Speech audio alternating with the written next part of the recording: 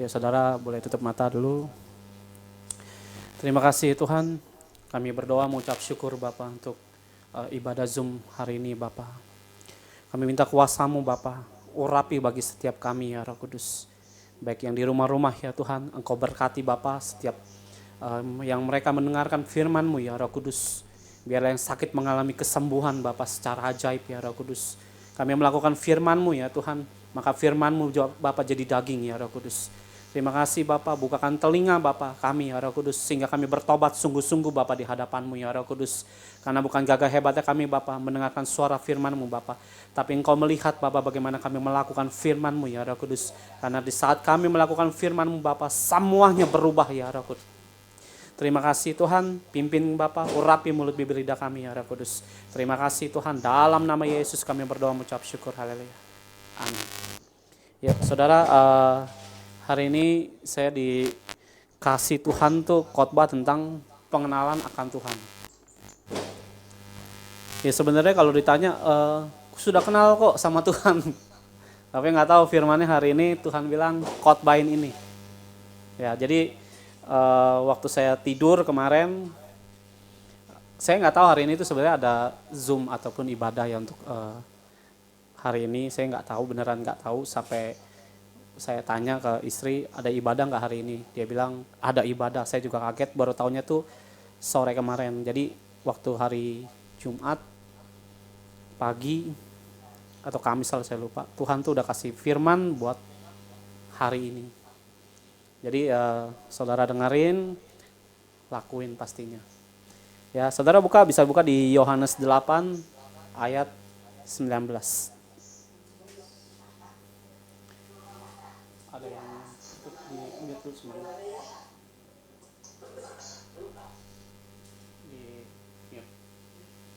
Di Yohanes 8 ayat 19.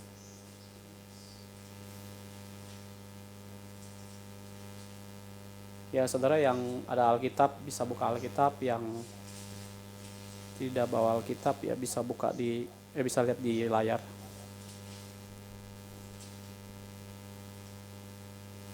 Ya. Yohanes 8 ayat 19. Maka kata mereka kepadanya, ya saya baca ya, di manakah Bapamu? Jawab Yesus, baik aku maupun Bapakku tidak kamu kenal. Jikalau sekiranya kamu mengenal aku, kamu mengenal juga Bapakku. Ya, jadi ini cerita tentang orang Farisi dan orang Taurat membawa orang yang berzina, seorang perempuan, dihadapkan kepada Yesus. Ya, saya sedikit kasih kronologinya dulu supaya kita ngerti kenapa firman ayat ini yang muncul gitu ya. Jadi dihadapkan sama orang Farisi, nih ada orang pelacur nih, memelacurkan dirinya, berzina, hukumnya bagaimana? Nah ini yang dipertanyakan kepada Yesus. Ya Yesus yang penuh dengan kasih berkata di ayat-ayat sebelumnya, siapa yang tidak berdosa, timpuklah pakai batu, kan sebenarnya harus dihukum dengan batu ya ataupun dirazam. Ya balik lagi ya, ayat ini bicara supaya kita ini mengenal kehendak Bapa dalam hidup kita. Karena ada banyak anak Tuhan itu mengalami sekarang tertati-tati hidupnya, usaha bangkrut, hidup susah, sakit penyakit, banyak hal yang mengalami stres, depresi. Ini saudara harus tahu ya, di depan ini nggak akan lebih baik. Kalau saudara nggak kenal Tuhanmu, Yesusmu, Bapakmu yang di sorga, kamu hidup tuh bisa kacau balau hidupnya. Nggak akan lebih baik. Nah, sekarang belum terlambat. Ya, saudara perbaiki hidup saudara. Saudara namanya renungin firman. Banyak dengar namanya suara Tuhan. Banyak menyembah supaya kita hidup tuh mengalami pemulihan. Ya, jadi di dalam ayat ini, Yohanes 8 ayat 19, maka kata mereka kepadanya, di manakah Bapamu? Jawab Yesus, baik aku maupun Bapakku tidak kamu kenal. Jikalau sekiranya kamu mengenal aku, kamu mengenal juga Bapakku. Ini yang nanya orang Farisi. Orang Farisi itu orang yang ngerti tentang namanya hukum ataupun hukum Taurat ya. Tentang perjanjian lama dan lain sebagainya. Dia ngerti tentang Tuhan. Tapi Tuhan bilang, sekiranya kalau engkau mengenal aku, engkau mengenal Allah Bapa maksudnya. Ternyata orang yang Farisi yang kelihatannya hebat. Orang Farisi itu apa sih? Nah, sini saya sedikit jelaskan supaya kita tuh bukan cuma dengar tahu Farisi, tahu orang Taurat, tapi nggak tahu arti daripada Farisi itu bagaimana. Ya, jadi Farisi itu orang yang menjelaskan tentang hukum Allah. Dia ngerti tentang hukum-hukum Allah. Bahkan dia menjadi pengamat sekaligus penegak hukum akan Taurat. Jadi misalnya begini, ada orang nih mencuri. Nah, yang hukum siapa? Bukan pemerintahan, orang Farisi ini yang hukum. Makanya waktu Paulus, ya, tahu cerita tentang Paulus ya, yang dimana waktu siapa yang menyembah Yesus harus dibunuh. Siapa yang bunuh? Bukan kerajaan, orang Farisi. Paulus itu orang Farisi. Dia yang akan menghakimi. Ya kalau saudara pernah ke Bali ya, ada namanya pecalang ya.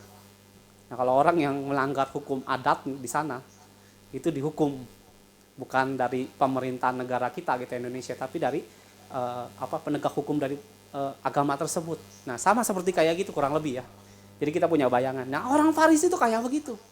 Dia mengerti tentang hukum Taurat. Bahkan dia berpikir hukum Taurat itu harus dijalankan. Dan orang Farisi itu beranggapan begini. Allah itu benci sama orang yang tidak taat hukumnya, taat hukum Allah. Nah, makalah orang Farisi itu melakukan apa yang dicintai Tuhan. Tapi apa orang Farisi itu mengenal Tuhan? Enggak ternyata. Makanya ayat ini muncul. Jawab Yesus, baik aku maupun Bapakku tidak kamu kenal. Nah, kita orang Kristen kenal Yesus, kenal. Kenal kehendaknya, belum tentu. Kalau saudara hidup namanya mengerti kehendaknya Tuhan dalam hidup saudara, minimal hidup saudara itu jauh dari masalah. Loh, bukannya orang Kristen masuk dalam hidup masalah? Ya betul. Tapi kalau kita ngerti namanya maunya Tuhan, jalannya Tuhan, kita itu pasti diluputin. Sekalipun ada masalah yang saudara dan saya hadapi, kita nggak akan namanya kayak hopeless. Hidup tuh kayak antara, waduh mau mati aja lah. Banyak hari-hari ini seperti sekarang terjadi sekarang ini. Karena beberapa minggu yang lalu saya dikasih mimpi, ya mungkin 2 minggu yang lalu kali ya, saya bermimpi itu saya sama Regi, entahlah lagi itu di sebuah gedung atau apalah saya lupa. Dalam mimpi saya itu banyak orang hilang. Saya berpikir itu rapture. Tapi setelah saya bangun, dalam mimpi itu banyak orang hilang, hanya sedikit yang tersisa. Kalau rapture kan terbalik. Banyak yang hilang, sedikit yang hilang, banyak yang tertinggal. Ini terbalik. Banyak yang hilang, sedikit yang saya lihat. Saya berpikir itu rapture. Dan saya setelah bangun, mikir saya, wah, ini dalam mimpi gue ketinggalan nih. Akhirnya saya sharing sama istri saya. Istri saya juga dapat mimpi gitu loh. Dalam mimpi saya juga ada Inka. Jadi bukan saya aja di dalam situasi mimpi saya itu ada Inka, ada saya. Inka cuma nggak ada, dia cuma WA saya waktu itu. Jadi saya tahu dia ada gitu. Dia WA, kok ini banyak yang hilang, dan dia menyadari itu. Nah, singkat cerita, saya bangun, saya sharing sama Regi. Regi juga dapat mimpi yang berbeda. Dan dalam mimpi saya dengan mimpinya Regi, itu kok connect gitu loh. Bingung kan gitu loh, mimpi kok bisa 2 orang yang berbeda tapi bisa nyambung gitu loh. Ya saya lupa dia mimpi apa, tanya dia. Dalam arti mimpi saya itu gini, setelah saya menyadari, saya sharing begini, ternyata hilang dalam arti itu mati roh. Karena kalau rapture, itu biasanya ya bajunya ketinggalan, ada sinarnya yang turun, tapi itu nggak ada. Dalam mimpi itu saya nggak khawatir, nggak takut, tenang sekali. Ya. Ini akan banyak terjadi di depan, orang akan mati roh tuh gila-gilaan. Kalaupun zaman corona udah terjadi, ini akan lebih dahsyat lagi. Ya, di depan ini akan banyak namanya masa resesi, masa-masa yang sukarnya lebih sukar daripada apa yang kita udah lewati. Ya, jadi saudara kalau nggak nyantol dan kenal sama Tuhan kita, ini bahaya buat saudara dan saya. Entah saudara dimanapun berada ya, yang nanti nonton di YouTube dan lain sebagainya, saudara mau dimanapun, ya persiapin diri kita. Jangan sampai nanti masa itu muncul, kita kebingungan nih, baru mau cari Tuhan, terlambat. Saudara mungkin kenal nama Yesus tapi nggak mengenali kehendak hatinya dia. Sama seperti orang Farisi ini. Orang Farisi ini kenal hukum Taurat Allah tuh dia kenal. Tapi kenal nggak hatinya Bapa? Nggak kenal. Karena waktu Yesus diperhadapkan dengan pelacur itu, Tuhan bilang ampunin. Ada banyak orang Kristen itu, kalau ketemu orang berdosa, wah ngakiminnya luar biasa. Tuhan aja belum ngakimin, anak orang Kristen udah hakimin. Apalagi kalau ngeliat orang jatuh, bangkrut, wah syukurin lu. Ada banyak yang saya lihat seperti itu. Sedikit sekali orang yang mau merangkul, sedikit sekali orang yang mau menasehati, sedikit sekali orang yang mau menolong. Ya, jadi saudara perhatikan pengenalan saudara dengan Tuhan. Saya disuruh Tuhan tuh ngomongin tentang pertobatan. Ya, beberapa waktu lalu, 3 hari yang lalu, saya ngobrol sama beberapa hamba Tuhan ya. Ngobrol, terus ada satu hamba Tuhan tuh bilang begini sama saya, kamu ngomongin tentang pertobatan, itu yang Tuhan suruh buat kamu. Saya pikir, hah? Terus, ya singkat cerita, saya bilang, ya iya aja saya pikir gitu. Karena saya juga nggak ngerti harus ngomong apa. Pertobatannya itu mau bagaimana. Bagi saya kayak pertobatan orang udah pada ngerti. Tapi ternyata waktu saya tidur, Tuhan kasih ayat. Wah, ayatnya ini mengerikan buat saya. Ya, entah dengan saudara yang nanti mendengarkan ayat tersebut. Nah ya, jadi Tuhan suruh saya tentang pertobatan. Tuhan suruh saya 2 hal. Ngomongin tentang pertobatan. Yang kedua, Tuhan suruh saya, kamu harus nyembah lebih seperti kayak dulu. Saya dengar itu agak bergeming gitu loh. Perasaan saya setiap hari itu nyembah loh. Saya tiap hari itu nyembah Tuhan. Main keyboard, main gitar. Tiap hari saya datang ketemu Tuhan. Ya, jadi waktu saya melakukan itu semua, Tuhan mau saya lebih. Ya, saudara terserahlah, saudara mau dengar tentang khotbah, tentang kemakmuran, tentang namanya kesembuhan, apapun dalam segala macam tentang khotbah-khotbah yang hebat dan luar biasa. Balik lagi, hidup kita itu yang Tuhan lihat itu pertobatan kita. Setelah kita kenal Tuhan dari yang 1 tahun, 2 tahun, 10 tahun, mungkin 50 tahun. Kalau saudara nggak bertobat, kita bisa binasa. Karena saudara harus perhatikan, suka tidak suka, hidup kita ini nggak sampai di sini. Ada namanya, setelah kita hidup seperti sekarang di bumi ini, ya ada kan namanya sebuah kematian. Kematian ada kehidupan kekal. Nah, saudara mau pilih yang mana? Kalau saudara pikir, wah umur gue udah 70 tahun, umur gue udah 60 tahun. Nah, saudara pikirin, mati kemana? Kok ngomongin mati? Ya emang kenyataannya begitu. Karena saya kalau ngomongin mati, dulu sama orang tua saya domelin. Saya nggak peduli dengan hal yang tabu. Dulu bagi saya tabu ngomongin kematian. Tapi saudara suka nggak suka, namanya kematian itu kita harus jalani. Entah kalau Tuhan datang lebih dulu ya, maksudnya terangkat ya, saudara nggak ngalami kematian. Tapi kalau umur yang udah 60-70 tahun, ya sekarang saudara coba perhatiin, banyak orang meninggal tuh mendadak mati. Umur 3 tahun mati, 4 tahun mati. Saya nemuin berapa hari ini tuh, belakangan ini ketemu orang, dikit-dikit mati. Nah, setelah mati itu kemana? Nah, saudara harus pikirin tuh. Saya sama istri, sama orang-orang yang saya jumpai, pikirin tuh nanti mati kemana. Jangan mikirin yang di dunia mulu. Dunia kita cuma sementara. Ya, jadi pertobatan yang Tuhan mau dalam hidup saudara hari ini, itu bagaimana di dalam hidup saudara. Mungkin sekarang lagi makin menjauh. Nah, biarlah dengar khotbah ini tuh kembali, bertobat kembali. Bukan saudara itu, oh saya kenal Yesus, nggak penting kamu kenal Yesus apa enggak. Yang penting hatimu ini kembali sama Tuhan apa enggak, lagi melekat apa menjauh. Karena orang Farisi juga kenal Allah. Tapi nggak jaminan buat dia tuh selamat. Karena dia apa? Nggak ngelakuin firman Tuhan. Dia kerjanya apa? Ngakimin orang. Ya, jadi pertobatan yang Tuhan mau dalam hidup saudara itu harus dimunculkan, harus diperlihatkan di hadapan Tuhan, bukan ngomong doang, bukan dengerin doang. Ngomong mah gampang, jalaninnya setengah mati. Tapi itu harum di hadapan Tuhan. Ya. Nah, yang kedua, saudara setelah bertobat, ini banyak orang anak Tuhan nih gagal di sini. Nggak pernah mikirin perasaan Tuhan, maunya Tuhan itu apa, nggak pernah mau.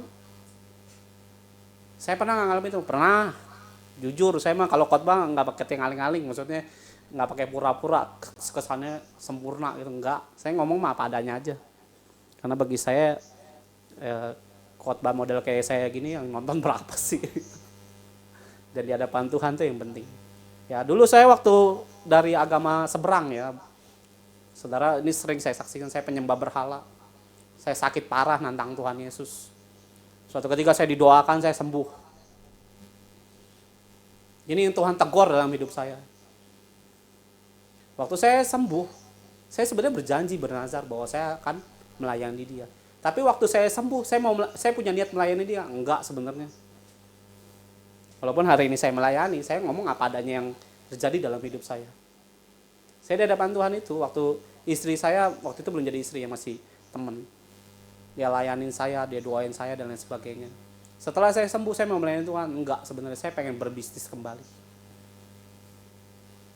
Ada banyak hidup kita itu, motivasinya itu ke dunia bukan ke Tuhan. Setelah saudara dan saya mengalami Tuhan, entah namanya ditolong Tuhan dalam berbagai caranya Tuhan. Apa saudara pikir Tuhan gak punya keinginan atas hidup kita untuk namanya melayani pekerjaannya dia? Kita nggak boro-boro mau mikirin. Kita nggak mau, justru ditawarin nggak mau.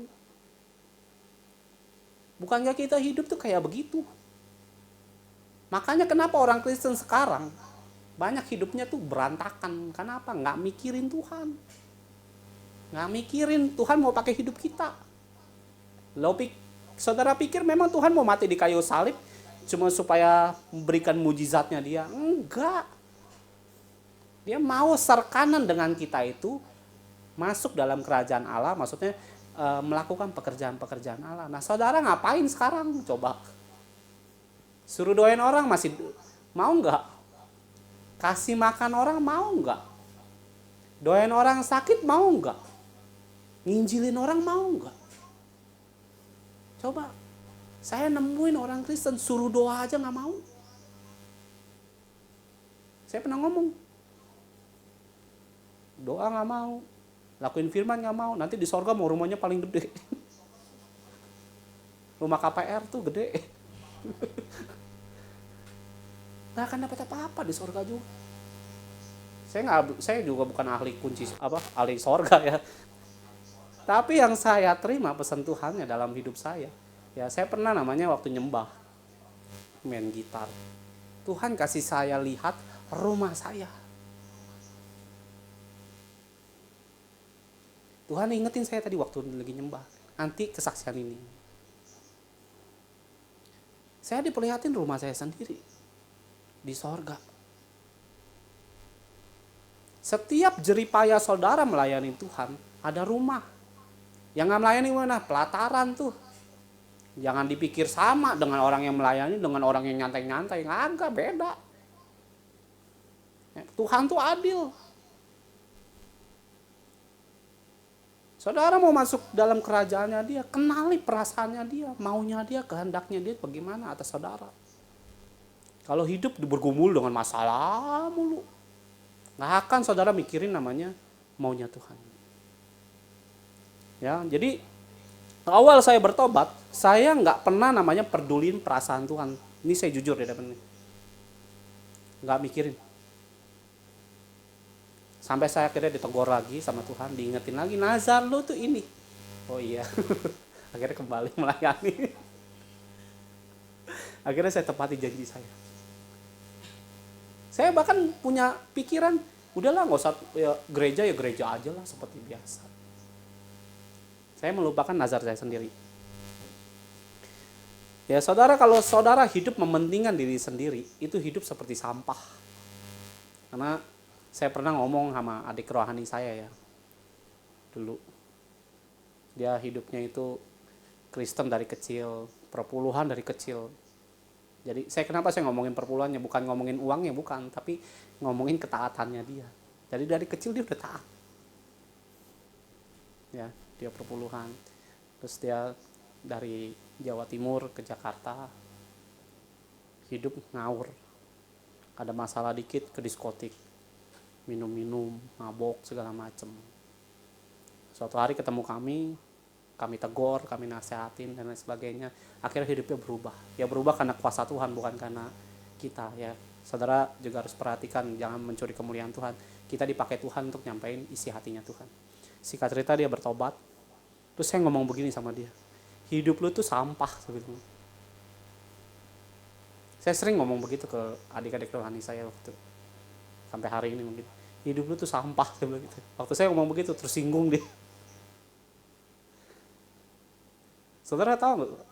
Banyak di antara kita tuh hidup tuh kayak sampah. Kalau saudara tersinggung bertobat, karena saya juga sampah sebenarnya. Setelah saya ngomong, gue juga sampah. Saya ngomong begitu, dia baru tuh nggak tersinggung. Kenapa nggak mau terima itu semua, saya bilang. Kenapa? Saya juga dulu hidup kacau. Yang paling jelas tuh saya nipu orang, udah paling kerjaan saya itu kerjanya nipu orang. Ya kayak begitu tuh sampah.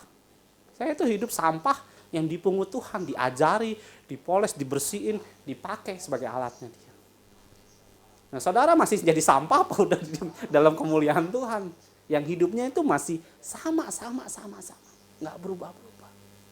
Makanya saya kalau sekarang ini dalam pelayanan ya, kayak kemarin ketemu bapak-bapak yang nggak tahu ada di sini apa enggak saya. Ada Pak Yakub ya. Ada Pak Yakub dengan Ibu Yakub. Tuhan tuh suruh tanya ke dia, pelayanan enggak?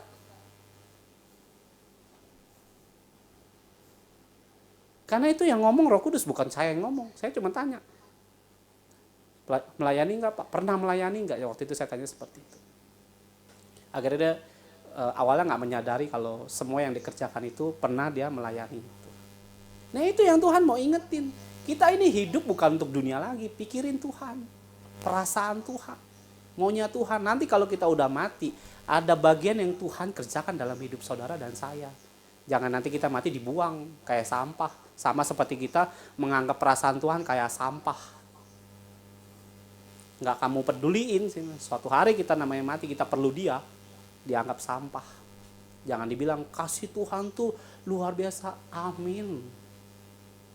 Tapi perbuatanmu itu menentukan hidup kita kekal apa enggak. Ya, jadi waktu saya hidup seperti sampah, saya bilang sama teman saya, baru teman saya itu senyum, tidak tersinggung. Saya kadang-kadang mikir, kenapa lu nggak terima, lu hidup tuh memang kayak sampah, saya bilang begitu. Ya sekarang orang lagi banyak hidup lagi susah, udah hancur baru cari Tuhan. Saya nggak pernah lihat orang lagi on the topnya dia hidup cari Tuhan sungguh-sungguh, jarang ada. Saya bisa pastikan 99,99% itu nggak ada. Kalau dibilang kenapa nggak 100%? Karena saya pernah ketemu satu orang di Semarang waktu itu, ketemu ibu-ibu udah tua, hampir 80 tahun. Dia bilang, saya melayani Tuhan ini polos-polos saja, dia bilang. Bukan keadaan dia lagi sakit, lagi terpuruk, enggak. Dia pelayanan sampai hari ini, dulunya di gerejanya Pak Agung, Petrus Agung. Ya, sampai hari ini masih melayani. Dia nggak dalam keadaan yang susah, butuh pertolongan baru ke Tuhan. Malu sebenarnya kita ini. Udah susah, udah sakit, udah nggak bisa apa-apa baru cari Tuhan.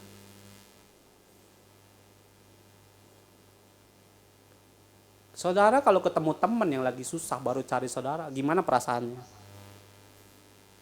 Bukannya kayak yang datang sampah. Ya enggak mau kan saudara tolong. Apalagi kalau kita tahu nih wataknya model begini, waktu kita susah nggak ditolong. Ini dia lagi susah, kita disuruh minta tolong. Saudara mau tolong, nggak akan tolong, percayalah. Tapi Tuhan kita tidak seperti itu. Banyak orang lagi bangkrut. Kenapa bangkrut? Kenapa usahanya hancur? Kenapa banyak orang ditipu? Ya kita di luar Tuhan tuh habis pasti. Sekarang ini yang punya uang apa segala macam, itu lagi pada bingung semua. Hidup yang seperti itu jangan dipikir tuh aman-aman aja. Perbaiki semuanya. Banyak orang sampai hari ini tuh nggak terima keadaannya dia. Ada yang dulunya dia begini, sekarang hancur. Terus minta sama Tuhan, Tuhan tolong saya Tuhan, supaya dulu punya mobil 3 jadi 5 lah Tuhan. Nggak akan ditolong sama Tuhan. Kenapa? Nanti kita kasih jawabannya. Ya saudara buka di Bilangan 11 ayat 4.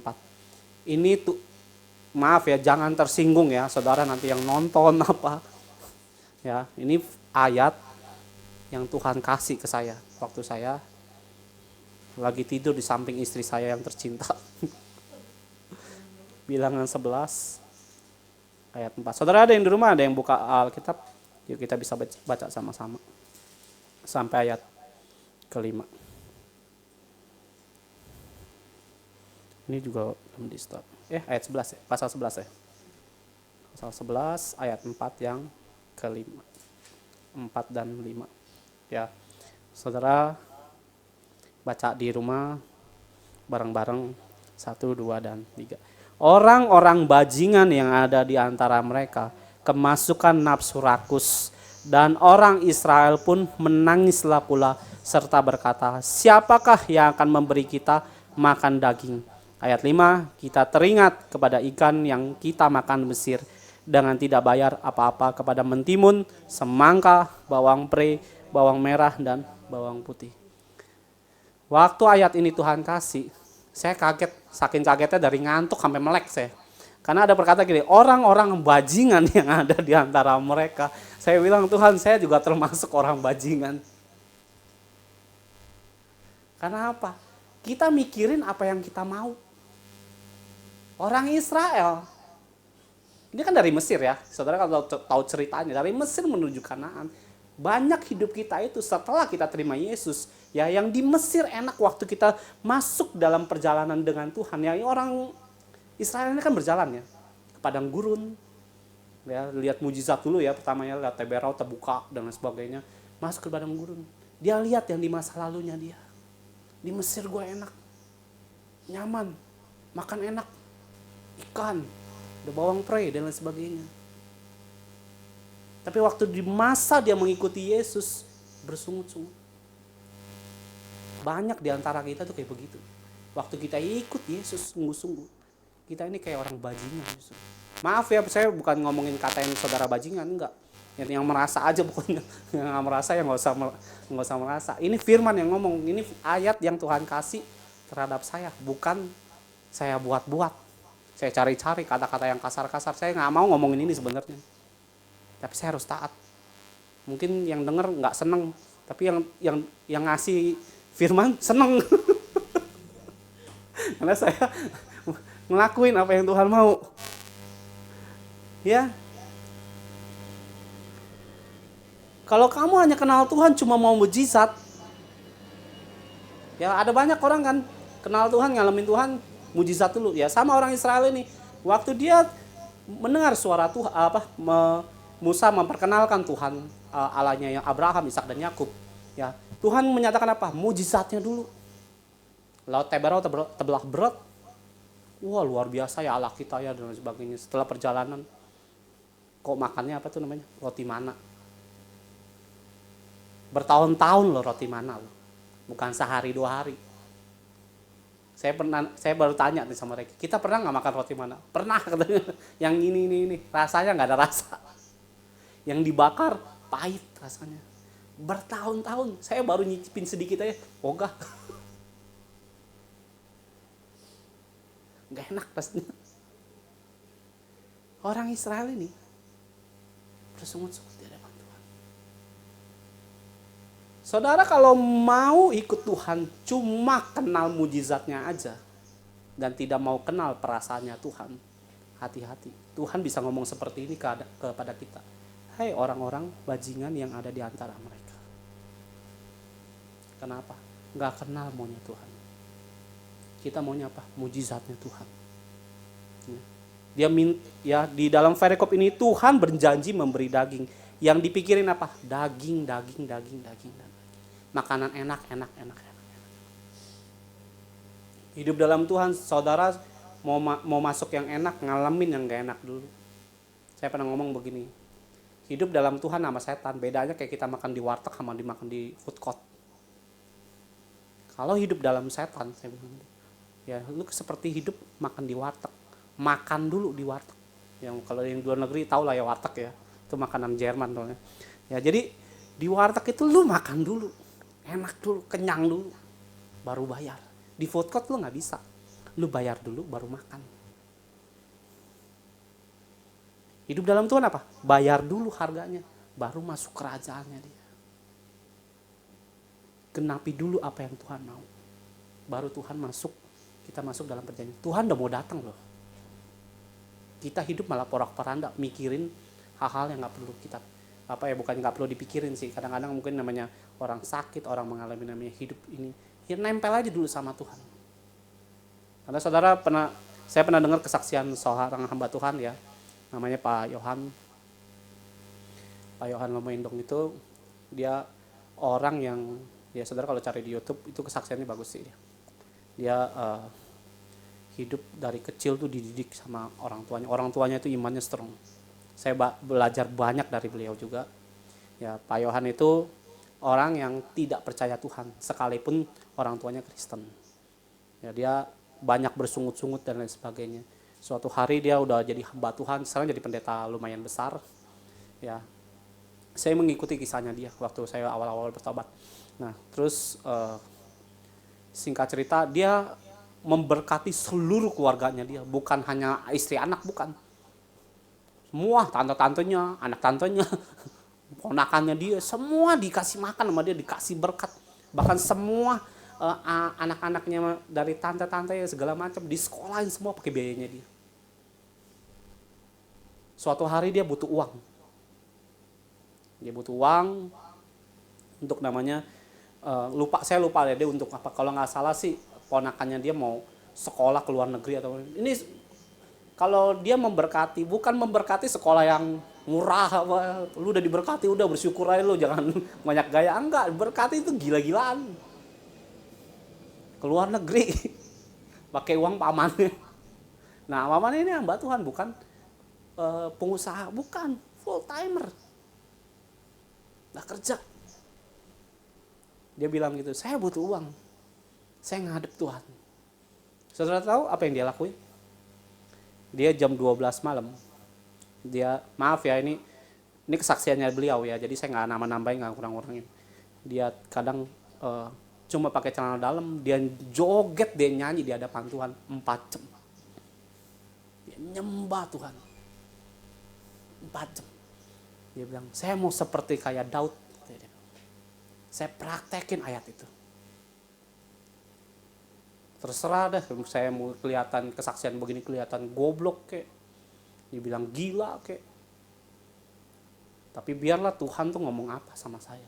Sama seperti Daud, dia berlaku gila. Istrinya bilang, lu kayak orang sinting, lu kayak begitu. Tapi Tuhan sangat menyukai Daud.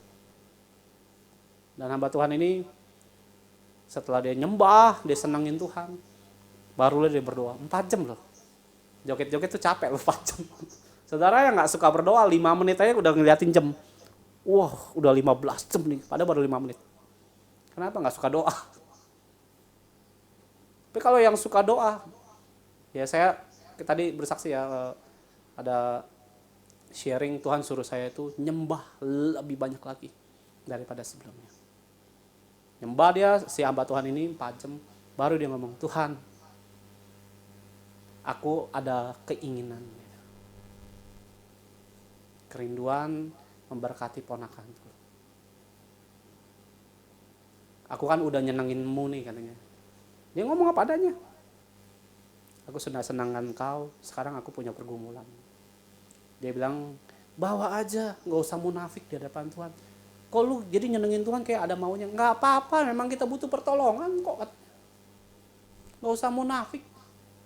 Singkat cerita dia Besok paginya ada pengusaha transfer dia ratusan juta. Saudara mau kan ratusan juta? Ayo coba. Saudara mau kan? Nyembah 4 jamnya nggak mau. Ratusan jutanya mau. Ya, saudara mau berkat mujizatnya, nyembahnya nggak mau. Nari-nari di hadapan Tuhan, nggak mau. Malu dan lain sebagainya. Tapi Tuhan lakuin itu. Hamba Tuhan itu lakuin itu.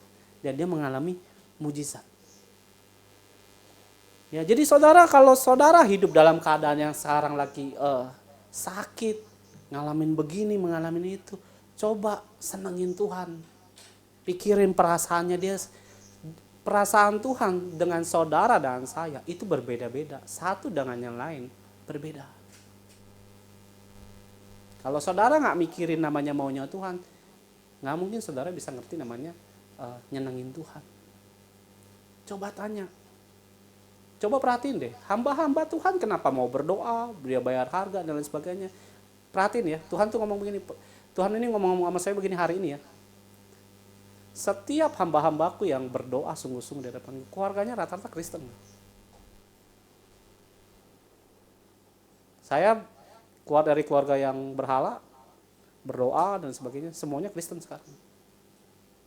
Terima Yesus. Dengan saudara bagaimana? Jadi dengan doa itu ada tuayan yang saudara terima, saudara bayar, saudara terima. Mikirin Tuhan, keluarga kita juga dijamah Tuhan. Karena apa? Tuhan datang ke kita, bukan hanya kita aja yang ingin dibawa. Dia ingin juga keluarga-keluarga kamu. Nah, kamulah yang menjadi medianya Tuhan. Makanya saya bilang, pikirin perasaannya Tuhan. Untuk keluargaku, aku harus bagaimana Tuhan?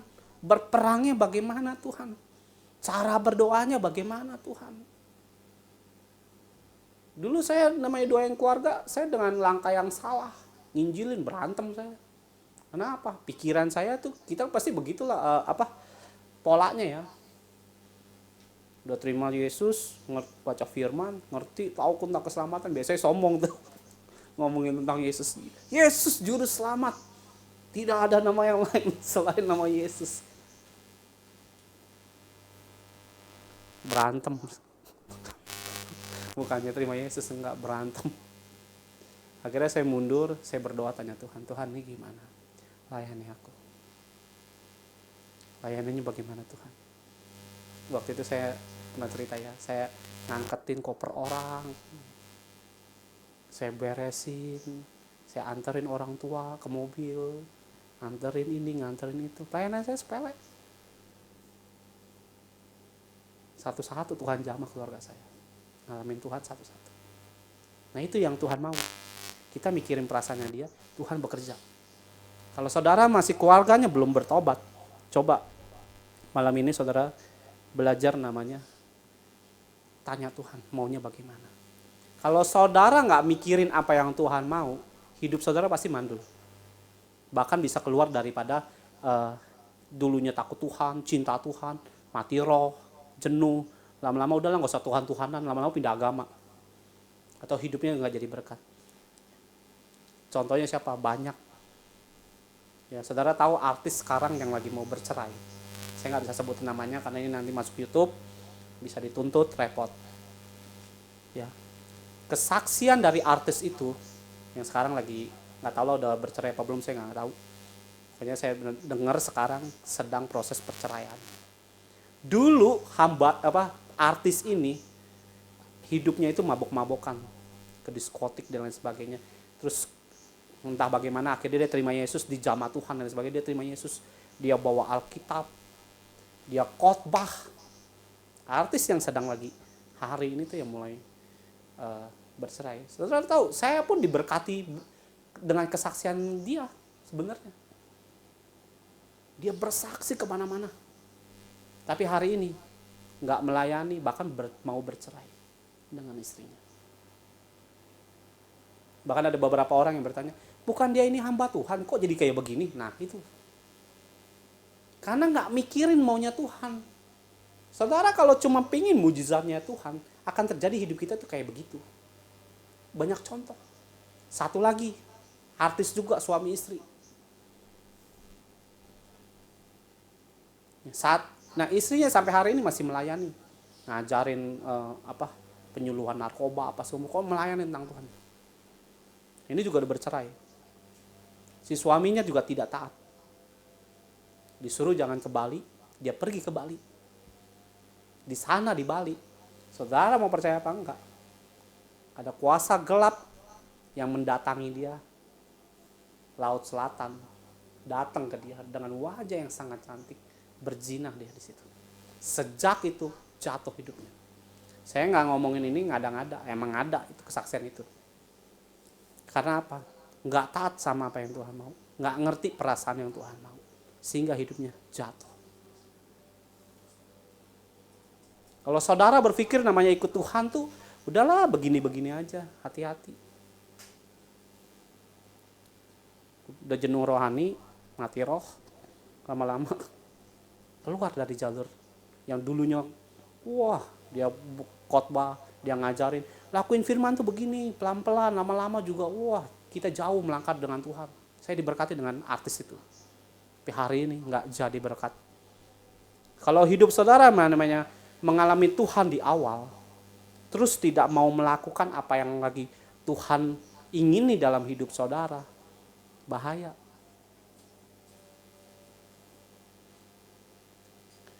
Banyak orang kenapa nih kayak di ayat 4 sama 5 ini, orang-orang bajingan yang ada di antara mereka kemasukan nafsu rakus. Banyak orang sekarang nih yang main apa tuh namanya? Trading dan sebagainya. Bangkrut, baru cari Tuhan. Kenapa? Rakus, pengen cepet-cepet kaya.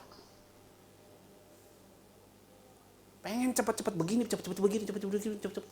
Iya, cepet miskin juga, lupa gitu, kalau itu juga cepet bangkrut. Sehingga hidupnya sekarang morat-marit. Ini yang ngomong ke saya sama Regi banyak. Bahkan pelayan waktu kami di sebelumnya juga ada pengerja kita yang ngelakuin hal itu. Sekarang utang. Padahal udah dipesenin jangan main ini. Wah diterobos. Karena apa? Rakus. Pengennya begini, pengennya cepet kaya. Bukan kaya harta, kayak kemiskinan. Ya, coba pelajari perasaan Tuhan hari-hari ini. Belajar namanya mencintai apa yang Tuhan mau. Saudara tahu ya namanya Mahanaim, Ibu Iin. Ya, 6 hamba Tuhan ini dulu ngajar itu banyak hal yang saya terima.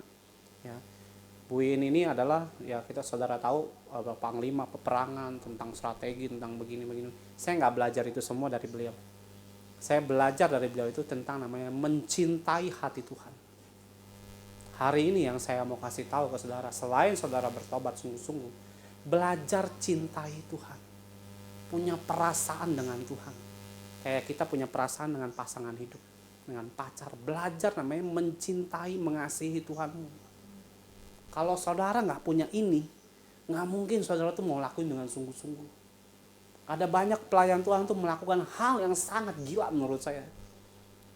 Menginjil ke kaum Kedar, gila-gilaan ngomongin Yesusnya, itu bagi saya itu bisa dibakar hidup-hidup di tengah-tengah kampung itu. Tapi dia berani begitu ngomongin Tuhan, itu menurut saya itu dahsyat. Saya ada di tengah-tengah mereka waktu itu.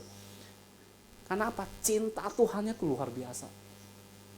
Kalau saudara nggak punya rasa cinta sama Tuhan, nggak bakal melakukan apa yang Tuhan kehendaki. Tapi kalau kita waktu lagi pacaran ya, jauh pun dijabanin. Nah itulah, kalau kita cinta sama Tuhan, disuruh yang nekat-nekat pun kita berani lakuin. Kenapa? Cinta sama Tuhan. Kenapa saya bisa namanya mencintai Tuhan? Saya belajar dari beliau. Oh ternyata kita ini harus mencintai Tuhan. Mungkin saudara pernah dengar tentang namanya mengasihi Tuhan Allahmu. Ya, mencintai Tuhan Allahmu lebih daripada segalanya. Prakteknya bagaimana? Dulu saya pernah namanya hidup dalam, baru bertobat 2 tahun, saya jatuh dalam dosa. Dosanya apa nggak usah saya ngomongin, karena orang Kristen jago menghakimi orang, jadi saya nggak perlu sebutin. Ya, saya pernah jatuh dalam dosa lama saya, makanya saya bilang dosa lama itu bisa muncul kembali. Dan sejak itu saya pernah, apa yang saya ngomong itu pengalaman pribadi, jadi biasanya saya cerita, ya terjadinya umumnya begitu. Ya, jadi waktu saya sudah terima Yesus 2 tahun saya jatuh dalam dosa, terus saya kembali sama Tuhan. Saya kembali sama Tuhan. Ini membuat saya jatuh cinta sama Tuhan.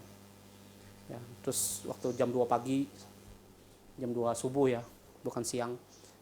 Jadi saya bangun jam 2 saya itu pagi-pagi sekali.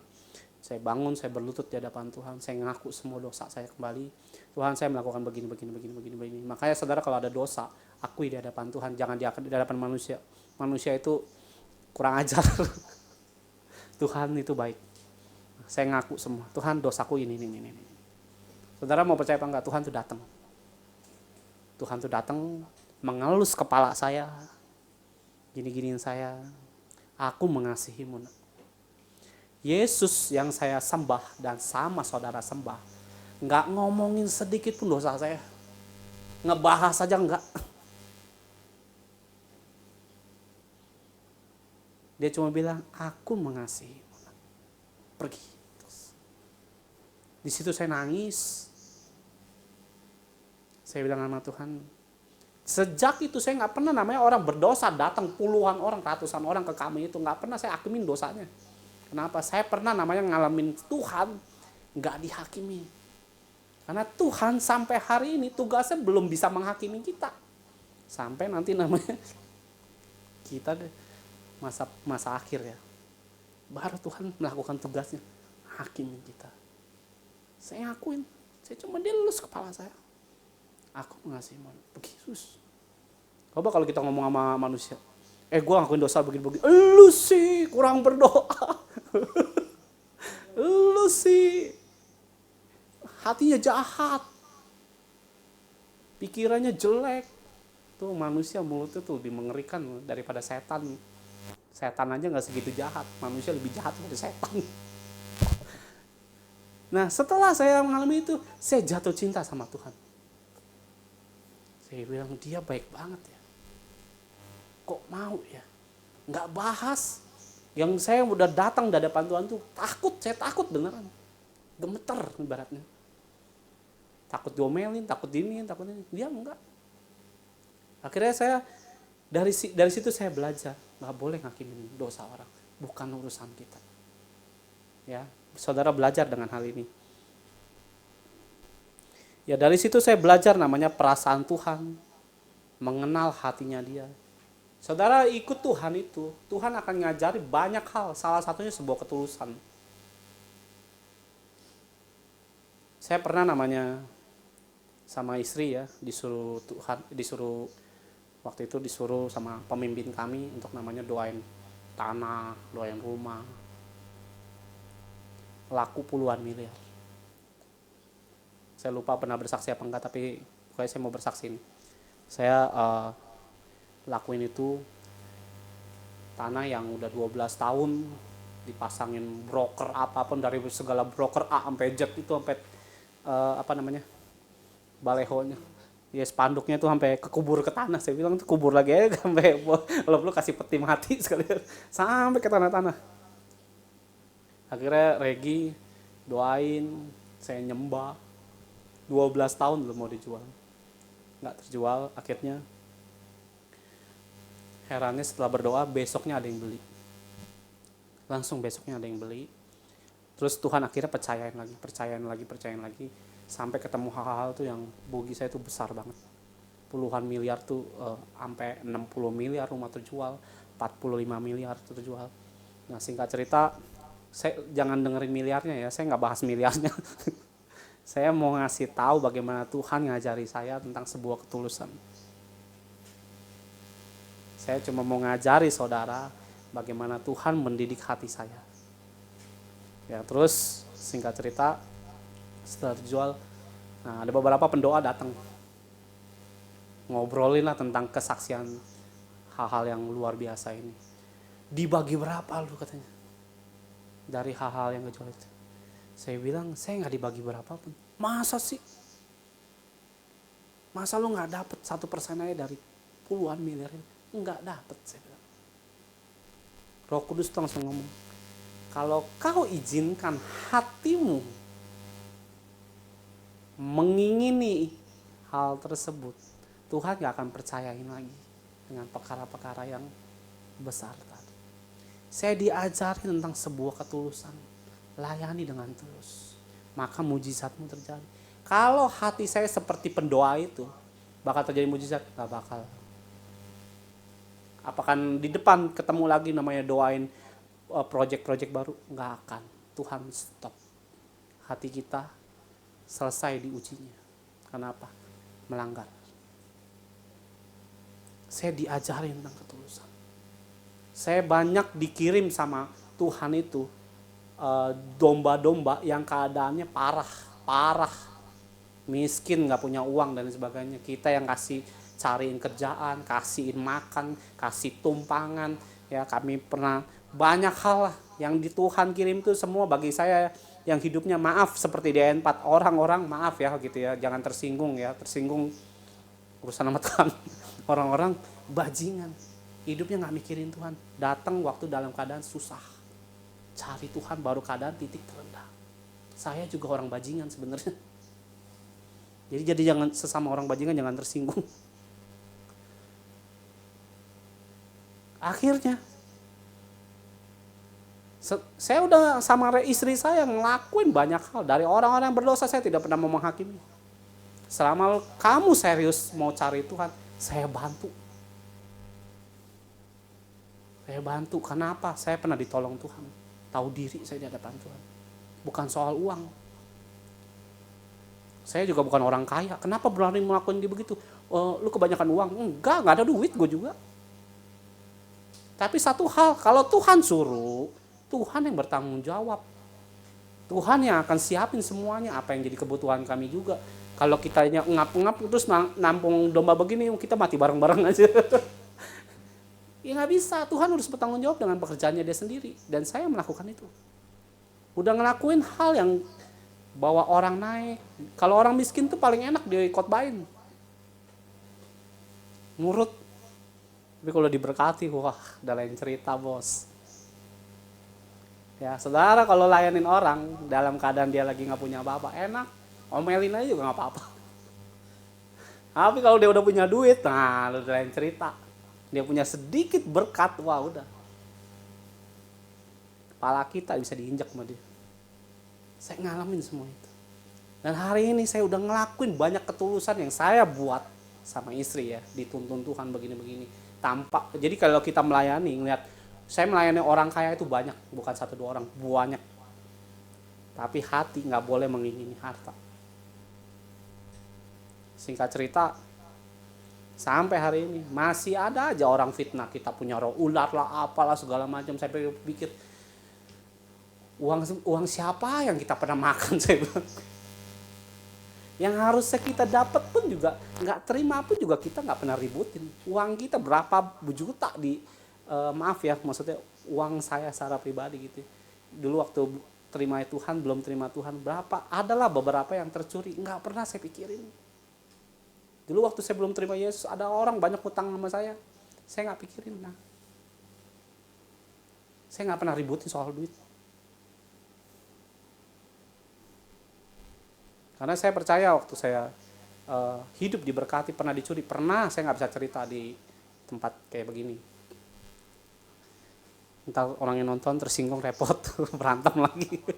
Ya, jadi pernah tercuri, tapi saya nggak pernah mau pusing dengan masalah. Udah hilang, udah biarin aja. Duit juga Tuhan bisa berkati di mana aja. Ya. Dan herannya banyak orang Kristen, waktu saya diberkati sama istri, orang mencurigai banyak hal. Dibilang cuci uang kok dicuci. Uang ditabung, saya bilang, uang dicuci. Ya jadi saya dituduh dengan banyak hal yang bagi saya itu masalah gembel itu. Kalau saya sama istri diberkati, ya wajar orang saya ngelakuin firman. Kalau orang ngelihat kita diberkati, ada aja orang sirik. Bahkan Petrus Agung pernah ngomong begini, keberhasilanmu dalam sebuah pelayanan akan dibarengi dengan orang yang sirik dan iri hati. Jadi kalau saudara namanya hidup, ya saya belajar dengan apa yang saya ngalamin, saudara juga belajar. Kalau saudara mulai diberkati dan lain sebagainya di dalam kehidupan saudara, jangan banyak cerita, ada lebih baik diam aja nih. Dan herannya saya nggak banyak cerita sebenarnya, tapi karena orang-orang sekeliling saya itu tahu bagaimana saya hidup diberkati secara ajaib. Sirik, munculnya iri. Ngomong, gosipin begini. Salah satunya bilang cuci uang dicuci. Saya bilang, lebih baik uang saya belanjain. Kenapa nggak sirik waktu saya melayani orang miskin? Kenapa waktu saya diberkati kamu sirik? Saya waktu melayani orang-orang yang sangat susah, cariin kerjaan, kasih dia makan, ajari dia tentang karakter. Ini yang paling susah. Dalam saat sepanjang saya melayani Tuhan, yang paling sulit itu apa? Bentuk karakternya. Nggak gampang. Bentuk karakter orang, boro-boro kita terima kasih, bisa dimusuhin dan lain sebagainya. Akhirnya orang lebih iri kalau kita diberkati. Tapi waktu kita pelayanan, kenapa lu nggak iri? Layani itu orang miskin. Jangan tanya uang kami dari mana, orang dari Tuhan lah. Kalau nggak dari Tuhan mau dari mana? Saya juga nggak ngerti. Dia kan melakukan firman, makanya Tuhan bertanggung jawab dengan apa yang dia firmankan. Iri dengan hal yang begitu bagi saya itu mengerikan. Kemarin waktu saya hari Kamis, saya lagi makan, saya setel YouTube. Terus saya kenal satu hamba Tuhan dari Jerman ya. Namanya, yang gak usah saya sebut lah, pokoknya namanya gak penting lah. Yang penting Tuhannya. Ya, saya kenal beliau beberapa tahun yang lalu dari Jerman. Terus, wah dia lagi bikin KKR nih. Saya nonton YouTube-nya. Setelah saya nonton, dia lagi di Papua pelayanan. Di sana dia ngajarin orang apa gitu namanya? Suku Asmat. Suku ya saya sih kurang ngerti lah. Yang saya tahu orang Papua itu agak keterbelakangan dan lain sebagainya. Suku Asmat kayak gitu ya sih? Ya kayak gitulah ya, pokoknya saudara cari tahu sendiri lah ya. Dia ngajarin firman 3.000 orang. Saya waktu nonton begitu, muncul di sini di hati saya, Tuhan aku iri loh melayani kayak gitu.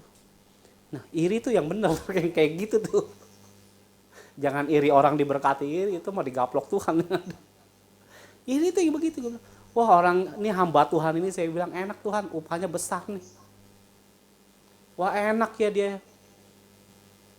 Dipanggil pulang pasti nih hadiahnya luar biasa. Itu saya. Walaupun saya nggak bisa seperti beliau. Ngajarin orang tuh nggak gampang. Apalagi suku Asmat, saya juga nggak ngerti suku Asmat yang kayak gimana. Yang mungkin pakai anting segede gaban begitu dan sebagainya. Yang lidahnya begini apa semua. Ngajarin 3.000 orang firman Tuhan. Hebat saya bilang. Iri saya melihat kayak gitu. Bisa melakukan firman luar biasa. Tuhan buka ini orang dari Eropa loh, bukan kayak kita di Indonesia. Ya, jadi saudara kalau hidup dalam sebuah pertobatan, ya, kalau saudara malam hari ini saya berdoa Tuhan, pertobatan apa yang aku harus perbuat? Pertobatan itu macam-macam. Misalnya bertobat dari judi, bertobat dari gosipin orang, bertobat dari amarah. Nah malam hari ini Tuhan mau kita bertobat yang mana? Berdoa sendiri masing-masing di hidup kita, karena biar kita itu hidup dalam perkenanan Tuhan. Setelah bertobat, belajar namanya melakukan kehendak Tuhan. Kita ngerti kehendak Tuhan, tahu kata-kata kehendak Tuhan, tapi ngelakuinnya nggak pernah. Perasaan Tuhan bagaimana? Nah saudara harus korek perasaan Tuhan. Tuhan bagaimana? Nah, kan saya kemarin nggak korek Tuhan, Tuhan yang ngomong sendiri malah. Nyembah banyak-banyak nak. Oh iya. Saya langsung bingung. Perasaan gue tiap hari nyembah. Tapi Tuhan tuntut saya lebih banyak nyembah. Ternyata ada urapan yang kuat turun. Ya berapa hari ini saya nyembah itu lama, 3 jam. 4 jam. Doa. Doa. Kalau saudara nggak kuat, waduh. Nah itu yang bahaya nanti. Karena apa? Iblis itu sekarang lagi bekerja. Tuhan dan iblis itu menurut saya ada sebuah persamaan.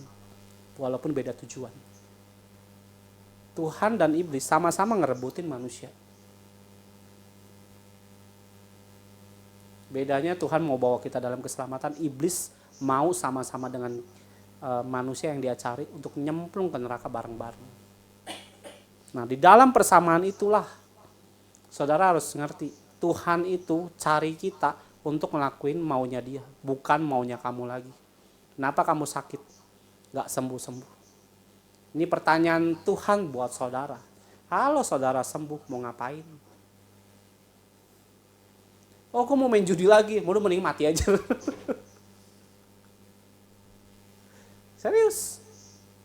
Waktu saya sakit, walaupun kurang ajar juga saya, Tuhan, aku bernazar, kalau aku sembuh, aku melayani Engkau. Kalau saudara sekarang lagi dalam keadaan bangkrut, kalau kamu diberkati, mau buat apa? Oh, saya mau bangun rumah Tuhan yang besar. Buat siapa? Buat saya nikmati. Udah miskin aja lah, nggak usah kaya. Karena nggak berguna bagi Tuhan. Kalau saudara ikut Yesus dengan karakter iblis, ya Tuhan biarin tuh nyemplung aja bareng-bareng. Jangan dibilang Tuhan nggak mengasihi. Tuhan ngajari kita banyak hal. Kitanya yang kurang ajar. Makanya hidup kita itu, kadang apa? Kok Tuhan nggak bicara-bicara ya? Dibiarin begitu aja. Ya karena apa? Kitanya yang kurang ajar. Nggak mau dengerin suara Tuhan. Suara Tuhan tuh bagaimana? Nah, ini banyak pertanyaan anak Tuhan tuh kayak begitu.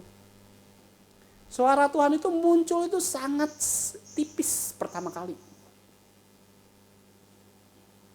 Ya, seiring saudara bertobat, kenal Tuhan, Tuhan tuh akan bicara sangat minim, tipis. Seiring saudara ikut Tuhan, belajar, suaranya makin besar. Sama seperti kita kalau di tengah-tengah, mungkin kalau saudara pernah ke perumahan yang rumahnya nggak ada gitu ya, kadang-kadang ada rumput.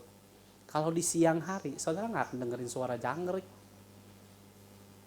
Tapi kalau lagi dalam keadaan sepi, sunyi, suara jangkriknya muncul. Suara Tuhan tuh kayak begitu. Semakin kita berdiam diri, tunggu suara Tuhan muncul dengan kuat.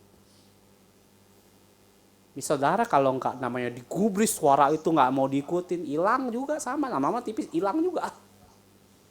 Itu tergantung respon saudara. Nah, jadi kalau saudara namanya Tuhan sudah selamatkan, saudara sudah kenal Tuhan, ya saudara itu diselamatkan ataupun saudara sudah menerima namanya Tuhan. Tuhan tuh mau kita itu juga punya fungsi menyelamatkan orang. Jangan saudara berpikir kepentingan diri sendiri. Tuhan mati di kayu salib supaya kita bisa masuk surga.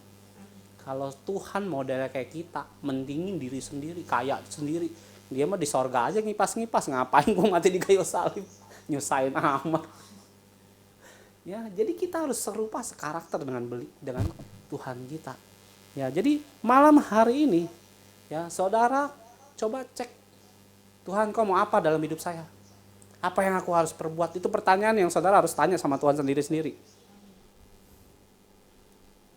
Ya, jangan nanti ngalami pergumulan. Wah udahlah, mati aja lah, bunuh diri aja. Itu Kristen goblok. Ya saya punya temen nih, ini ikut Zoom gak dia? Nggak ikut Zoom, kebetulan puji Tuhan lah. Ya saya punya temen, suaminya kelakuannya haleluya. Nipu aja kerjaannya. Main judi aja.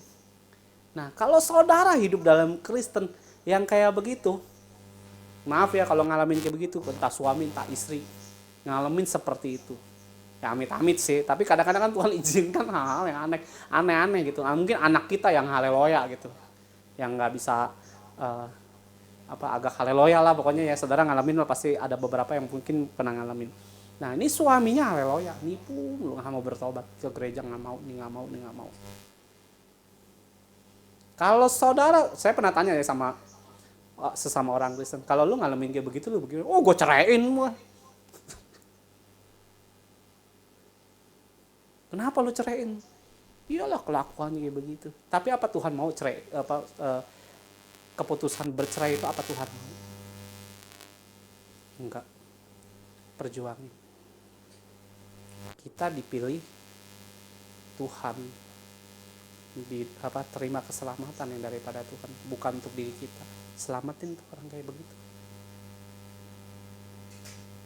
Kalau saudara berpikir ceraiin aja, udah anak ini buang aja dan sebagainya, seorang dunia akan ngelakuin itu. Tapi kita hidup yang dalam Tuhan, lakuin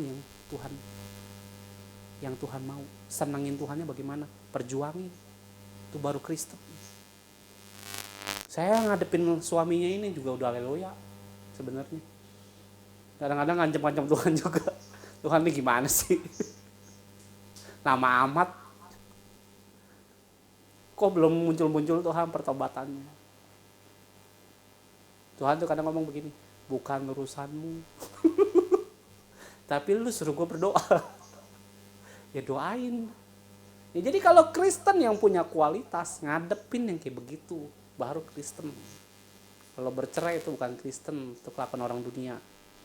Ya, saya ini orang yang hidupnya dulu kesombongan saya luar biasa. Saya orang yang pernah ngalamin kepahitan, saya pernah mengalami penyakit. Saya orang yang hidup bersungut-sungut, saya orang yang pernah mengalami kekecewaan luar biasa. Tapi firman membuat kita itu keluar dari semua itu. Dari sakit saya sembuh. Dari kecewa saya mengalami pemulihan hati. Dari kepahitan saya ngampunin. Kenapa? Firman saya jalani. Kalau saudara mengalami namanya sebuah kejenuhan yang berkepanjangan, hati-hati. Iblis sedang main di pikiran kita supaya kita mengalami banyak kecewa. Supaya apa? Jauh daripada Tuhan. Tuh buktinya, saya ngalamin itu berapa minggu ini. Mana Tuhan lu? Mana yang lu sembah itu? Saya pernah ngalamin itu. Saya pernah didatangin setan juga.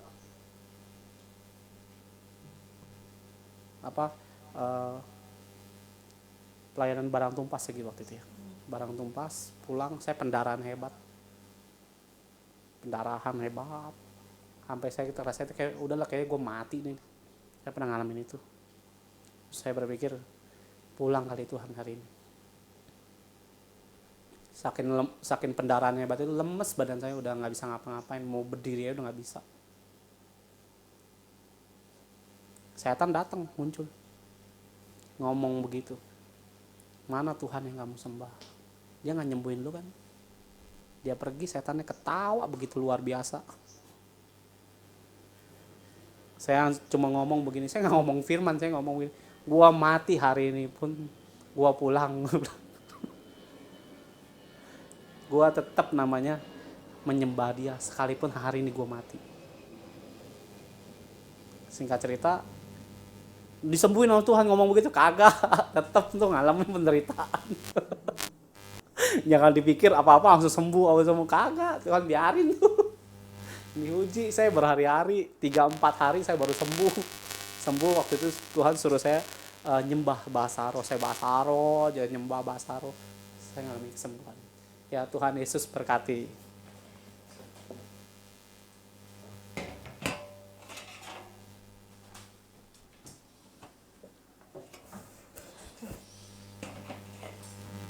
Shalom, siapa yang diberkati dengan firman-Nya, silakan melambaikan tangan. Melambaikan tangan bukan berarti menyerah ya. Ya, saya mau sedikit kesaksian ya. Tadi hambanya berkata kita harus jujur sama Tuhan. Dan apapun keadaan kita harus jujur. Kita butuh dana, kita butuh kesembuhan, kita jujur sama Tuhan. Suatu hari saya mau cerita. Saya ini mau membayar mobil. Mau bayar kreditan mobil. Puji Tuhan mobil sudah lunas ya. Tapi maaf, ini bukan maksud saya suatu kesombongan, tapi ini saya mau kasih kesaksian. Saya ini tidak pernah berbicara sedikit pun berapa uang yang saya punya, apa yang saya pegang. Jadi suami saya tidak pernah tahu jumlah yang ada. Jadi semuanya saya yang pegang semua. Sampai suatu hari saya ini mau pelayanan. Jadi kalau saya pelayanan, kerinduan saya nih, sebelum pelayanan saya udah bayar mobil dulu gitu, cicilan segala macam. Tapi saya nggak punya. Nah singkat cerita, saya pagi itu bangun jam 6, terus saya buka komputer dan ada lagu Jawa namanya Gandul Gusti. Nah, nyanyi gandul Gusti tadi kan suami hambanya cerita waktu Daud eh, menari. Nah, saya lakukan itu Bapak Ibu. Pagi-pagi saya nyanyi gandul Gusti, gandul Gusti. Saya nari, saya joget-joget, udah kayak orang miring tuh di bawah saya. Saya nari sukacita, bodo amat deh pokoknya semua lagu Jawa saya tari-tarian, saya nari. Pokoknya suami saya kan lagi tidur, dia belum turun ke bawah. Pokoknya saya sukacita aja, saya nari. Nah, habis selesai nari, ya udah saya mandi. Nah, singkat cerita, sebelum pelayanan itu saya mendapatkan Bapak Ibu berkat. Saya jujur saya tidak pernah, saya ini orang nggak pernah ngecek tabungan ya. Bank itu saya nggak pernah ngecek. Satu, saya nggak punya mobile banking, saya nggak pernah ngecek. Jadi kalaupun mau ngecek saya ada dana apa enggak, saya selalu membawa ATM. Karena saya ini kan orang full timer. Jadi saya bawa ATM misalnya gini, dalam nama Tuhan Yesus ada dana. Nah itu saya sering doa tuh di depan mesin ATM. Jadi kalau ada saya lagi berdoa jangan ganggu-ganggu saya ya. Kalau ada yang ketemu saya di depan mesin ATM. Saya doa dalam nama Tuhan Yesus ada dana. Puji Tuhan Bapak Ibu, itu saya alami loh. Dan ternyata ada dana. Saya ngucap syukur sama Tuhan, langsung saya potong perpuluhan, saya taat ya, saya ambil, langsung saya bayar untuk bayar mobil. Dan saya itu nggak pernah mau yang namanya nunda-nunda, karena mobil itu kan tanggal 27, biasanya awal bulan, tanggal 21 atau apa, saya udah bayar sebelum tanggal 27. Dan itu saya alami. Kenapa kita nggak jujur sama Tuhan? Apapun yang menjadi kebutuhan kita ya, mau sakit penyakit jujur di hadapan Tuhan. Saya juga pernah ngalamin yang namanya operasi payudara. Nah akhirnya saya harus mengalami operasi dan saya harus jujur sama Tuhan. Tuhan kalau memang saya harus dioperasi, saya akan melayani Tuhan. Nah sekarang saya tanya, hidup kita itu untuk apa? Nah waktu saya melihat di tempat untuk operasi itu ya ke dokter, waktu itu namanya Dokter Regina di Bogor, dokter PMI. Saya lihat mereka yang sakit itu ya, payudara itu lemes, nggak ada harapan hidup gitu ya. Kalau saya enggak, cengar-cengir. Dokternya bilang begini, Bu, yang sakit siapa ya Bu? Ini anak saya. Ini mah nggak sakit katanya. Ini mah sukacita. Dia bilang begitu. Terus dia bilang bener Bu, iya ini sakit, dia sakit. Terus lepas itu udah tuh. Waktu saya akhirnya harus operasi, saya masuk ke ruang operasi, tahu saudara, begitu saya masuk semua bertepuk tangan. Semua perawat, wore Regi mau dioperasi. Orang pikir saya mau dibelek gitu. Saya tuh sampai saya bilang, tak dulu ngapain sih? Saya bilang karena saya kenal mereka. Karena kan saya lahir di rumah sakit PMI Bogor. Jadi saya kenal mereka. Terus karena mereka tahu saya suka lagu metal. Karena saya dulu belum tobat banget. Saya tuh suka lagu Metallica yang gitu-gitu. Dipasanglah lagu metal. Waduh. Akhirnya saya bilang, aduh stop. Saya masuk meja operasi, waktu dia mau belek, saya bilang tunggu. Saya mau doa dulu, jangan sampai salah operasi. Saya bilang gitu. Saya doa sendiri, terus saya ngomong sendiri, tapi satu hal saya minta sama Tuhan. Karena gini loh, kalau kita dioperasi, kita dibius total, setelah bangun itu bisa lama, satu. Yang kedua, ngigo, cerita tuh banyak. Buka aib tuh apa yang kita lakukan tuh. Jadi saya bilang sama Tuhan begini, Tuhan kalau nanti saya selesai operasi gak pakai lama ya, doa saya gitu loh. Gak pakai lama ya Tuhan, langsung ya Tuhan pokoknya langsung sadar. Saya gak mau nanti saya cerita aib saya, itu saya begitu. Saya ngomong sama Tuhan dan itu apa? Tuhan perhitungkan. Begitu saya habis operasi, saya langsung bangun dan semua perawat bingung ngelihat saya. Saya langsung pakai baju, kan kalau habis operasi itu untuk bisa makan dan minum harus buang angin dulu ya. Kalau enggak boleh makan dan minum. Langsung saya buang angin, puji Tuhan. Langsung saya cari teh manis panas. Terus kata perawatnya, lu ngapain Gi? Gua haus, dompet gua mana? Saya begitu. Dan itulah saudara saya, maksud saya gini loh. Tuhan itu tidak pernah mempermalukan anak-anaknya. Jujur di hadapan Tuhan. Kalau kita tidak pernah jujur dan kita munafik di hadapan Tuhan, mau jadi apa? Terus kita udah disembuhkan mau apa? Saya belajar untuk melayani. Dari situ saya bilang, oke Tuhan, saya full timer.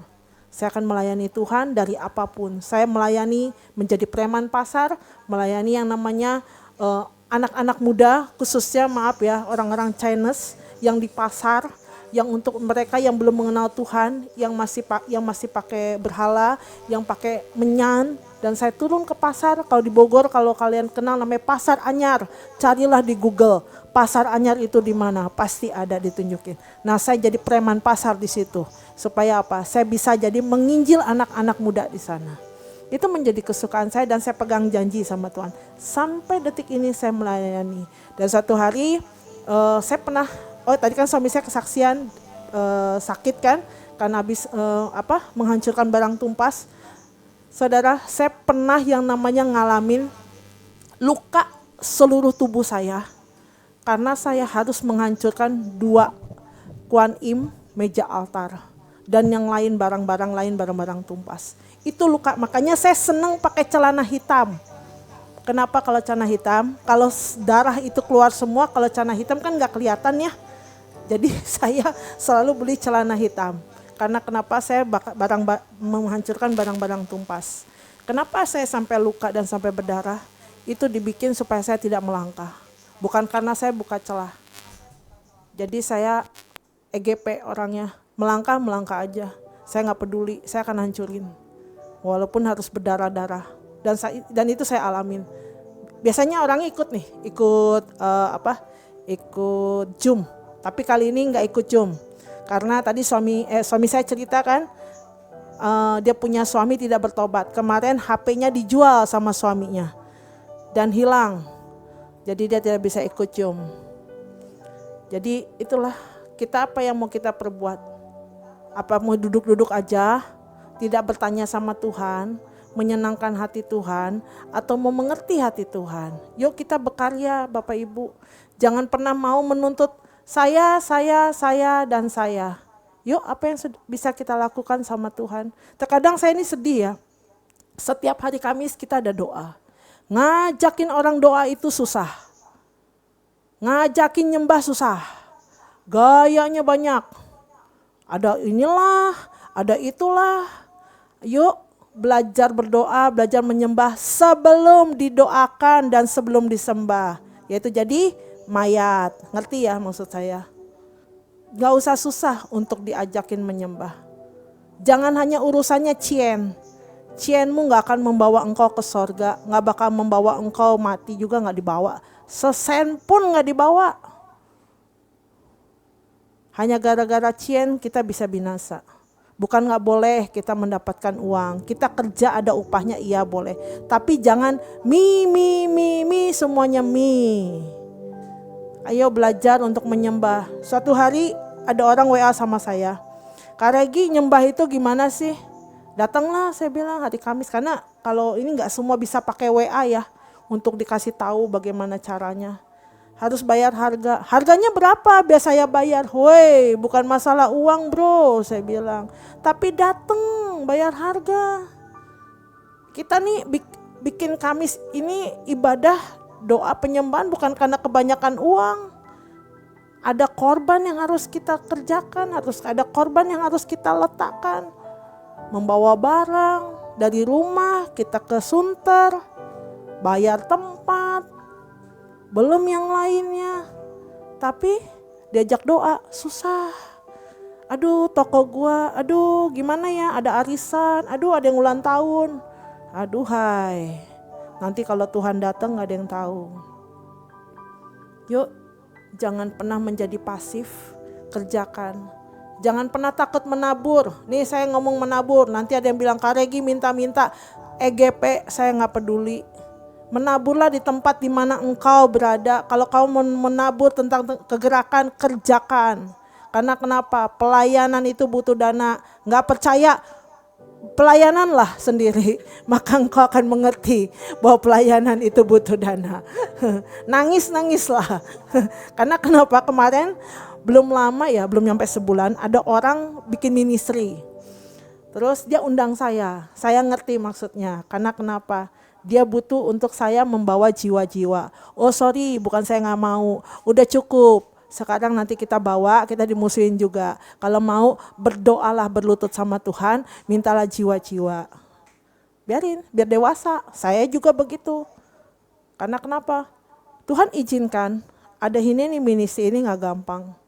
Membuka untuk Zoom ini pun gak gampang.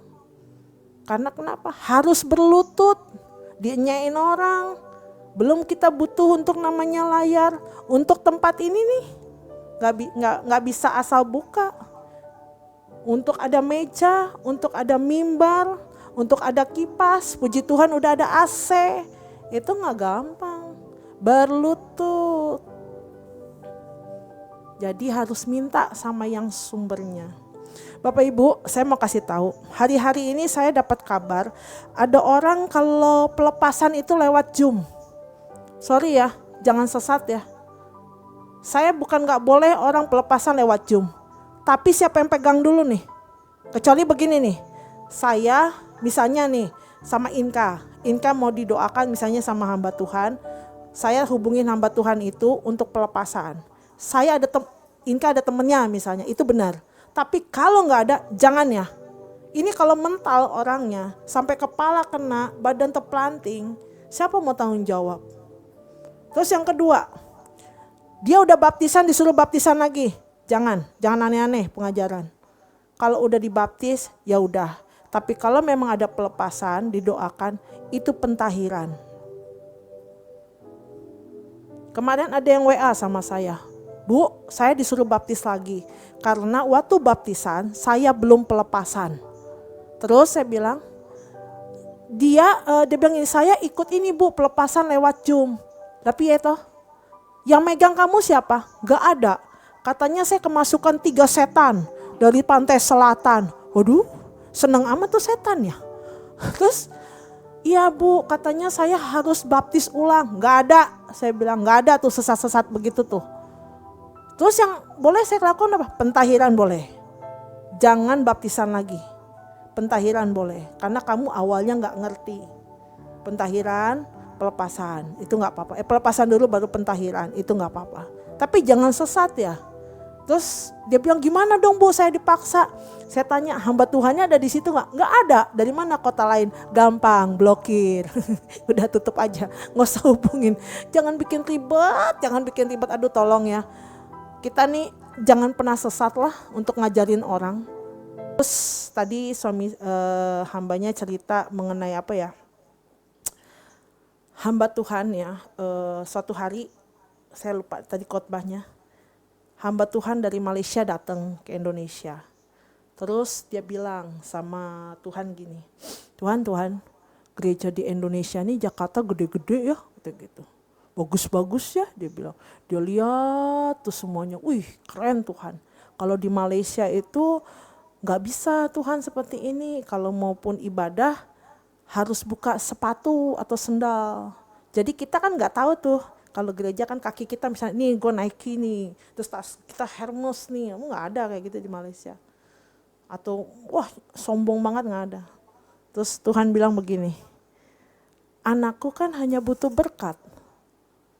Gak butuh aku. Tapi firman-Nya, enyalah engkau si pembuat kejahatan. Tahu, hamba Tuhan itu langsung tersungkur dan minta ampun sama Tuhan. Kita ibadah jangan lihat megahnya, tapi kita tanya hati Tuhan. Jangan bikin kerajaan sendiri ya, baik itu gereja, baik itu persekutuan, jangan buat kerajaan. Sekali lagi kerajaan itu adalah milik Tuhan Yesus. Jangan sesat, jangan pernah mencuri kemuliaan Tuhan. Ini ada hanya karena Tuhan, bukan karena saya. Saya ini hanya orang bodoh. Saya ingat bulan Maret tanggal 8, Tuhan bilang, buat Hineni ministry. Namanya pun Tuhan yang pilih. Perkataan Hineni ini gak gampang saudara, saya dapat ini. Saya harus gelongsor apa yang Tuhan mau.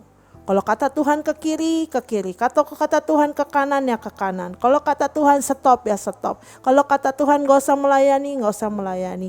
Diam ya diam, itu gak mudah. Bukan karena banyaknya, bukan karena jumlahnya. Tapi ini hati, butuh kerelaan. Di saat Tuhan memanggil, apakah kita bisa berbicara begini, ya Tuhan ini aku. Ya Tuhan, ini aku Finander, mau melakukan apa yang Tuhan mau. Ya Tuhan, ini aku Santi, apakah yang kau mau? Apakah bisa? Ayo tanya dirimu. Nih Tuhan datang nih ntar malam. Finander, di manakah engkau? Ini aku Tuhan, apa yang kau mau? Nangis loh, bayar harga. Saya ngalamin Bapak Ibu, gak gampang. Aduh sampai nangis-nangis saya.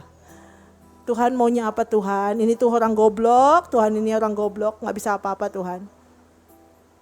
Tapi saya punya hati, karena kenapa? Saya disembuhkan. Saya mau melayani, karena kenapa? Tuhan terlalu baik dalam kehidupan saya. Yuk kita semua bersuka cita di dalam Tuhan. Jangan hanya ngejar karunia. Bukan gak boleh, boleh. Tapi fungsinya untuk apa? Kalau untuk kesombongan, aduh udah deh, gak usah berkarunia deh. Mendingan punya hati dulu aja, punya kasih. Minta sama Tuhan, Tuhan aku minta kasih. Baru tuh melayani dulu. Ngangkutin apa ge? Misalnya bawa jemaat naik motor. Berani korban gak? Nih ya saya kasih tahu. Di Hineni Ministry ini kalau hari Kamis ikut doa itu ada persembahan. Persembahan karena kita gedung itu kan kita bayar bareng-bareng ya. Kalau kurang ya udah nanti saya yang tambahin. Kalau lebih saya simpan lebihnya itu untuk nanti yang berikutnya. Ada yang nyeletuk gini nih. Ya persembahan. Kan nggak mau bayar korban kan.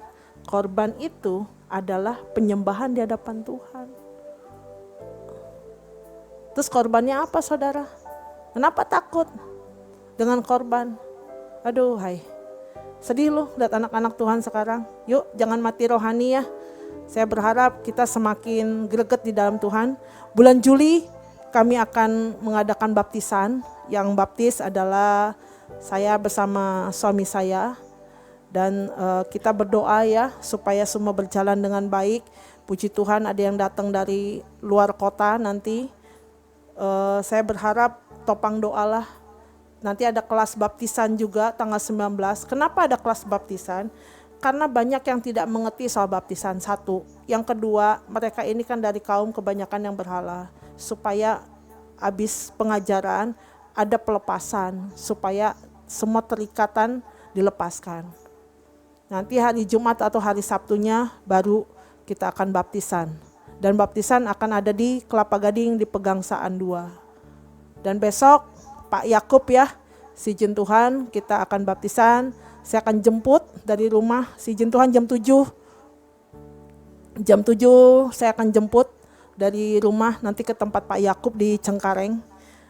Dan ini kita harus kawal dengan doa supaya semua berjalan dengan lancar. Puji Tuhan kemarin kami ke kolam kasih kami udah bisa dipakai, bisa sekarang tiap hari bisa dipakai.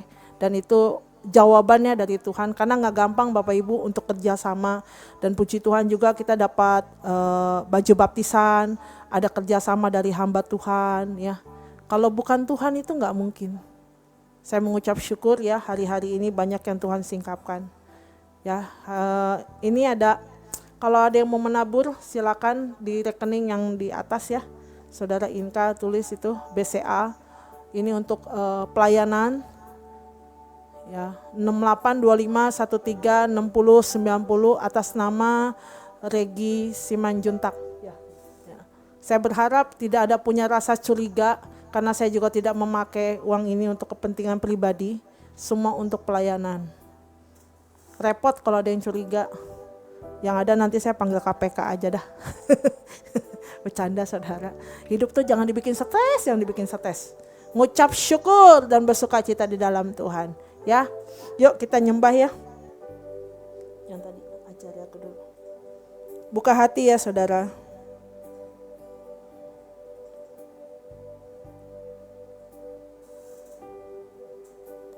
Ya rapat takara masyikina kana masyikina. Ya ramasyikina kana masyikina masyikina kana masyikina masyikina.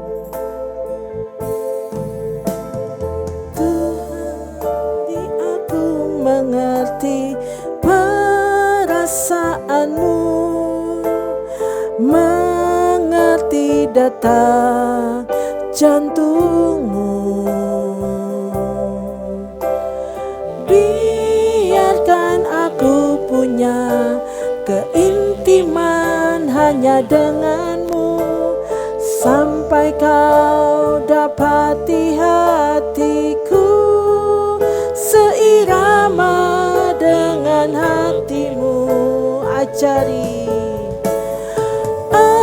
Ajari aku mengerti perasaanmu, mengerti detak jantungmu. Biarkan aku punya keintiman hanya denganmu, sampai kau dapati hatiku seirama dengan hatimu. Dari awal Tuhan, ajari aku mengerti perasaanmu, mengerti detak jantungmu.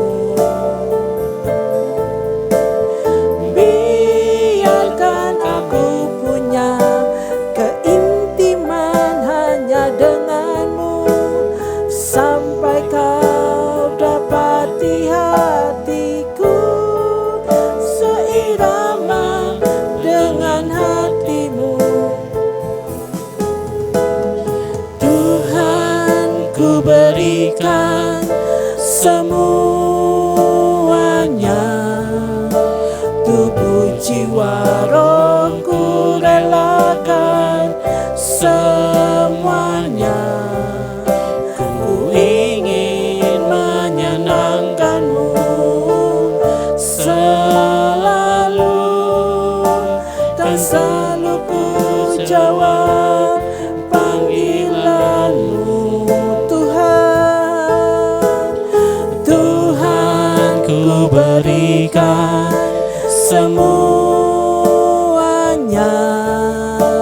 tubuh jiwa rohku relakan semuanya. Ku ingin menyenangkanmu selalu, kan selalu ku jawab panggilanmu. Ajari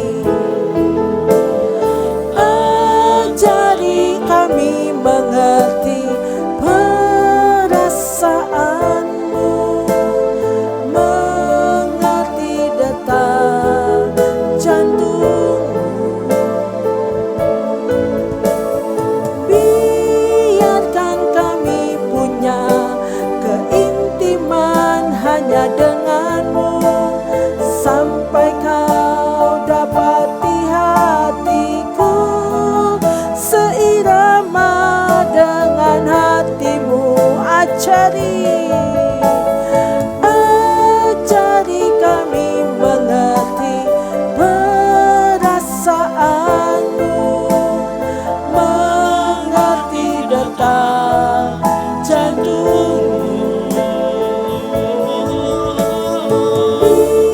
Biarkan aku punya keintiman hanya denganmu, sampai kau dapati hatiku seirama dengan hatimu.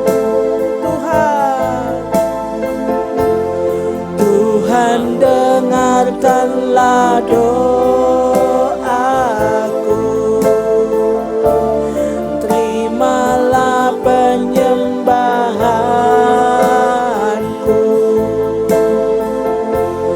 Tubuhku, jiwaku, dan rohku, cintaku hanya bagimu.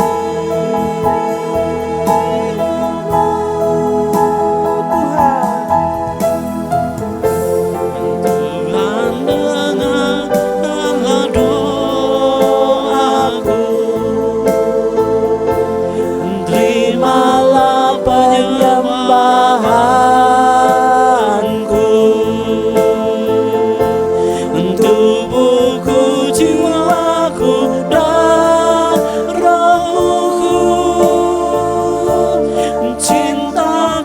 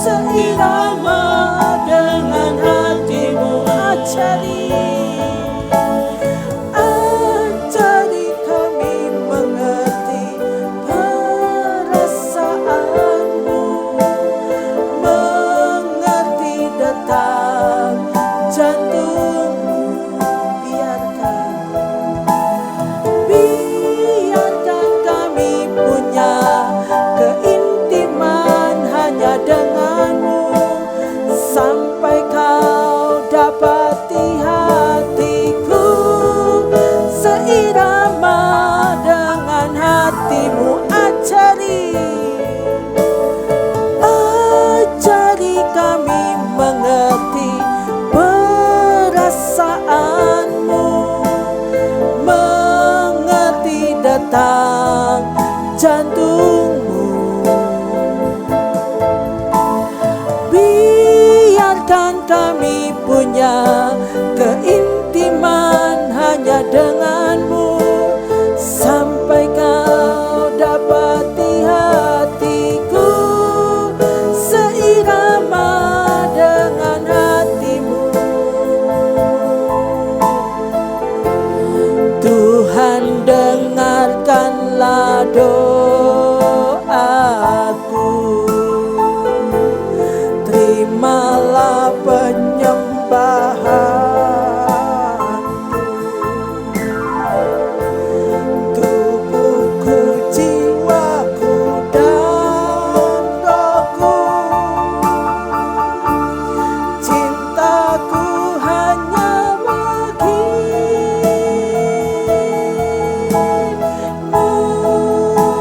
Tuhan. Tuhan, dengarkanlah doaku, terimalah penyembahanku. Tubuhku, jiwaku, dan rohku, cintaku hanya bagimu.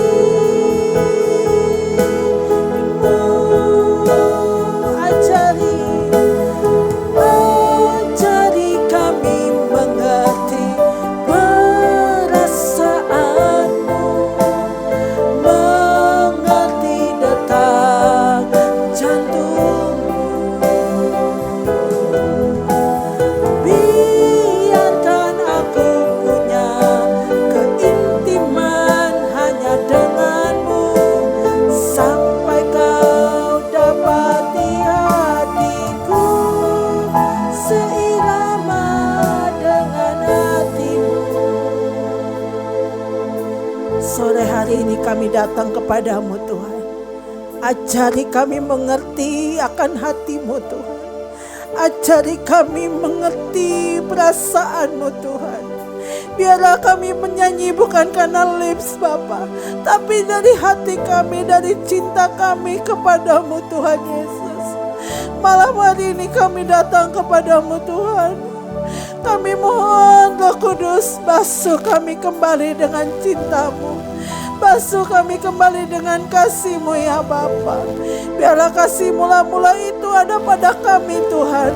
Biarlah kami boleh menjadi tubuh Kristus Bapa, untuk saling berdoa, untuk saling menopang satu dengan yang lain, untuk mengerti Tuhan apa yang Kau mau, bukan mengerti apa yang kami mau. Roh Kudus, pada sore hari ini, malam hari ini Tuhan, aku serahkan Bapa setiap jiwa-jiwa Tuhan kepadamu Tuhan.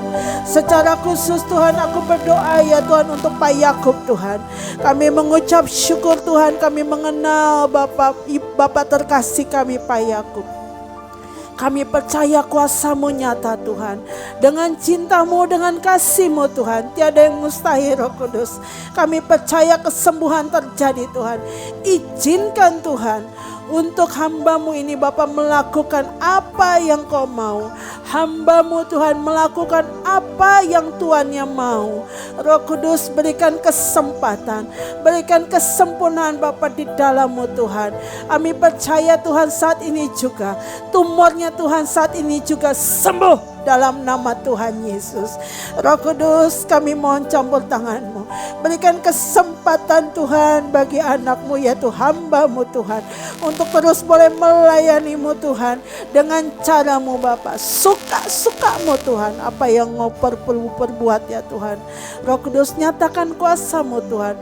Kalau besok mau baptisan Roh Kudus, berkaryalah Roh Kudus, berkaryalah. Ambil alih semua pelayanan ini Tuhan. Karena Engkau yang punya pelayanan, bukan kami Tuhan. Engkau yang berkuasa Tuhan. Engkau yang berkuasa dengan mujizat-Mu Tuhan Yesus. Terima kasih Tuhan. Kami juga berdoa Bapa untuk Ibu terkasih kami Roh Kudus. Kami berdoa Roh Kudus, Ibu terkasih kami Ibu Eke ya Tuhan. Kami mengucap syukur untuk kebaikan-Mu Tuhan. Roh Kudus pada saat ini juga Tuhan, Tuhan campur tangan. Biar Ibu Eke boleh disembuhkan Bapa dari segala Bapa sakit penyakitnya Tuhan. Khususnya Bapa kanker payudara Roh Kudus. Kalaupun Bapa saat ini kami memohon Bapa untuk Bapa trombositnya boleh naik Tuhan. Kami mohon Bapa karya-Mu nyata Roh Kudus.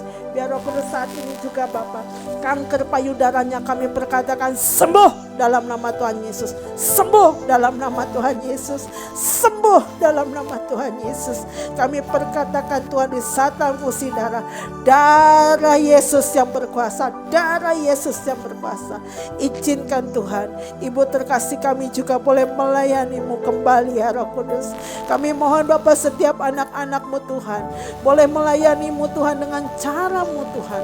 Ketuk hati mereka Tuhan dengan kasih dan cinta-Mu untuk terus Bapa mereka datang kepada-Mu Tuhan, melayani setiap jiwa-jiwa Tuhan, menyatakan isi hati-Mu Tuhan bagi setiap mereka. Sehingga Bapa setiap anak-anak-Mu yang di luar Bapa sana Bapa, yang masih menyembah berhala siapapun mereka juga boleh menerima keselamatan. Kami mohon campur tangan-Mu Roh Kudus. Biarlah Bapa kami saling Bapa berpegangan erat. Kami saling Bapa bahu membahu. Kami saling topang menopang Bapa untuk setiap jiwa-jiwa. Karena bukan bagian kami saja Tuhan, tapi semuanya Tuhan kami boleh Bapa bekerja sama Roh Kudus. Terima kasih Roh Kudus. Nyatakan kuasa-Mu Tuhan bagi setiap kami. Kami juga berdoa Bapa untuk anak-Mu Arta ya Tuhan.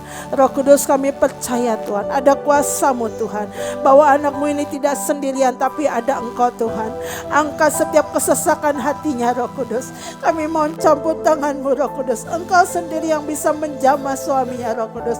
Nyatakan kuasa-Mu Tuhan. Ambil alih rumah tangga ini Tuhan, karena Engkau yang berkuasa Bapa atas rumah tangga.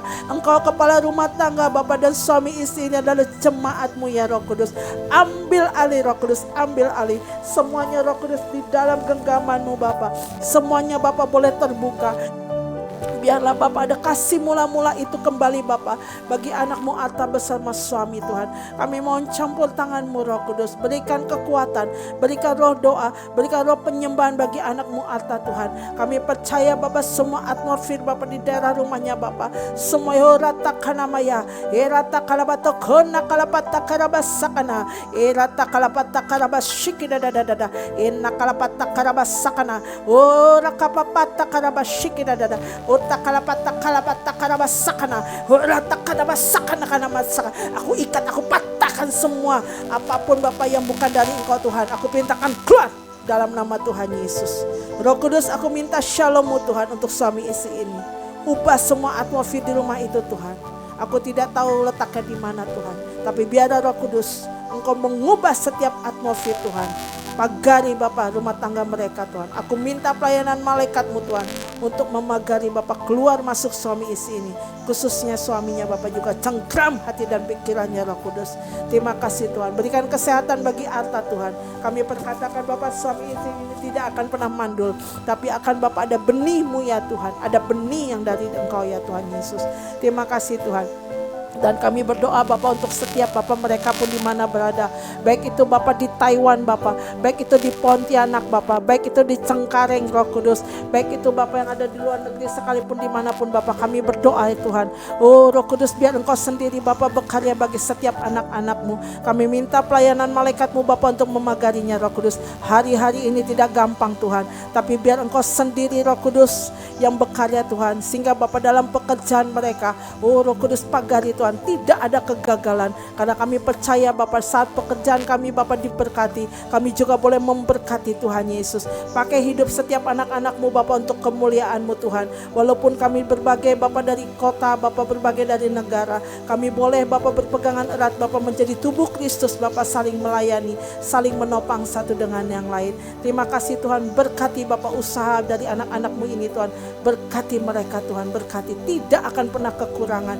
Biar Roh Kudus, sekali lagi Roh Kudus, berikan kami hati hamba, hati yang mau melayani, hati yang mau dengar-dengaran akan Engkau, hati yang tahu diri Bapa di hadapan-Mu, hati yang tahu diri Bapa dari mana kami berasal.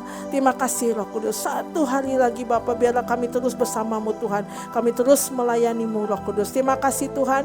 Bapa, kami juga berdoa Bapa untuk negara kami Indonesia Tuhan. Kami serahkan Indonesia ke dalam tangan-Mu. Biar negara kami Indonesia ada shalom-Mu Tuhan. Kami perkatakan langit, bumi, semua lautan tenang dalam nama Tuhan Yesus. Tenang dalam nama Tuhan Yesus. Kalaupun ada goncangan, ada gempa Tuhan, kami mohon Bapak setiap anak-anak-Mu Bapak dalam perlindungan-Mu ya Roh Kudus. Terima kasih Tuhan. Biarlah kami juga berdoa untuk setiap pemimpin Bapak negara kami. Biarlah Bapak semua presiden, wakil, Bapak sampai MPR, DPR, sampai semua Bapak RT, RW, Bapak sampai semua camat, Bapak sekalipun Bapak sampai yang terkecil Tuhan, punya roh takut akan Tuhan. Siapapun nanti pemilihan presiden Bapak yang Kau pilih, kami percaya Tuhan ada pemilihan yang dari Engkau Tuhan. Karena pemerintahan kami ada pemerintahan yang dari sorga. Engkau mengerti Bapak kebutuhan dari setiap anak-anak-Mu. Dan Engkau akan memberikan pimpinan itu Bapak bagi negara kami. Terima kasih Roh Kudus. Berkarya Roh Kudus bagi bangsa kami, bangsa Indonesia. Dan biar setiap anak-anak-Mu yang ada pun di luar negeri Tuhan, kami mohon sekali lagi, kami minta perlindungan-Mu ya Roh Kudus. Berkati setiap kami Tuhan. Berkat kota ya Tuhan, berkat prematur Kau berikan. Kalaupun ada yang mau datang Bapak untuk baptisan bulan Juli, cukupkan segala suatu kebutuhan mereka Bapak untuk beli tiket Bapak ke Jakarta. Tuhan campur tangan biarlah kami semua sehat sempurna di dalam-Mu Roh Kudus. Terima kasih Tuhan. Pada saat ini mari kita angkat tangan saudara. Kita terima berkat yang dari Tuhan. Bapak, pada saat ini kami mengucap syukur Tuhan. Kami mau menerima berkat yang seutuhnya dari Engkau. Dan kami juga menerima pengurapan yang dari Engkau Tuhan. Kami menerima berkat Abraham, Ishak yang Yakub. Kami menerima Bapak berkat prematur Bapak. Kami menerima berkat kota. Karena Engkaulah Jehovah Jireh bagi kami. Satu hal yang kami rindukan adalah jaminan-Mu Bapak dalam kehidupan kami. Biar rumah tangga kami juga Bapak mengalami pemulihan.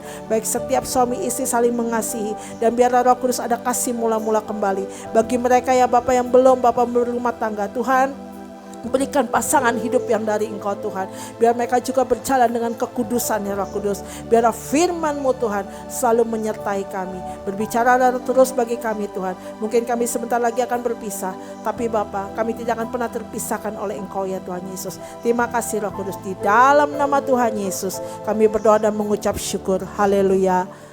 Amin. Tuhan Yesus memberkati. Ibu Mejun makasih ya oleh-oleh.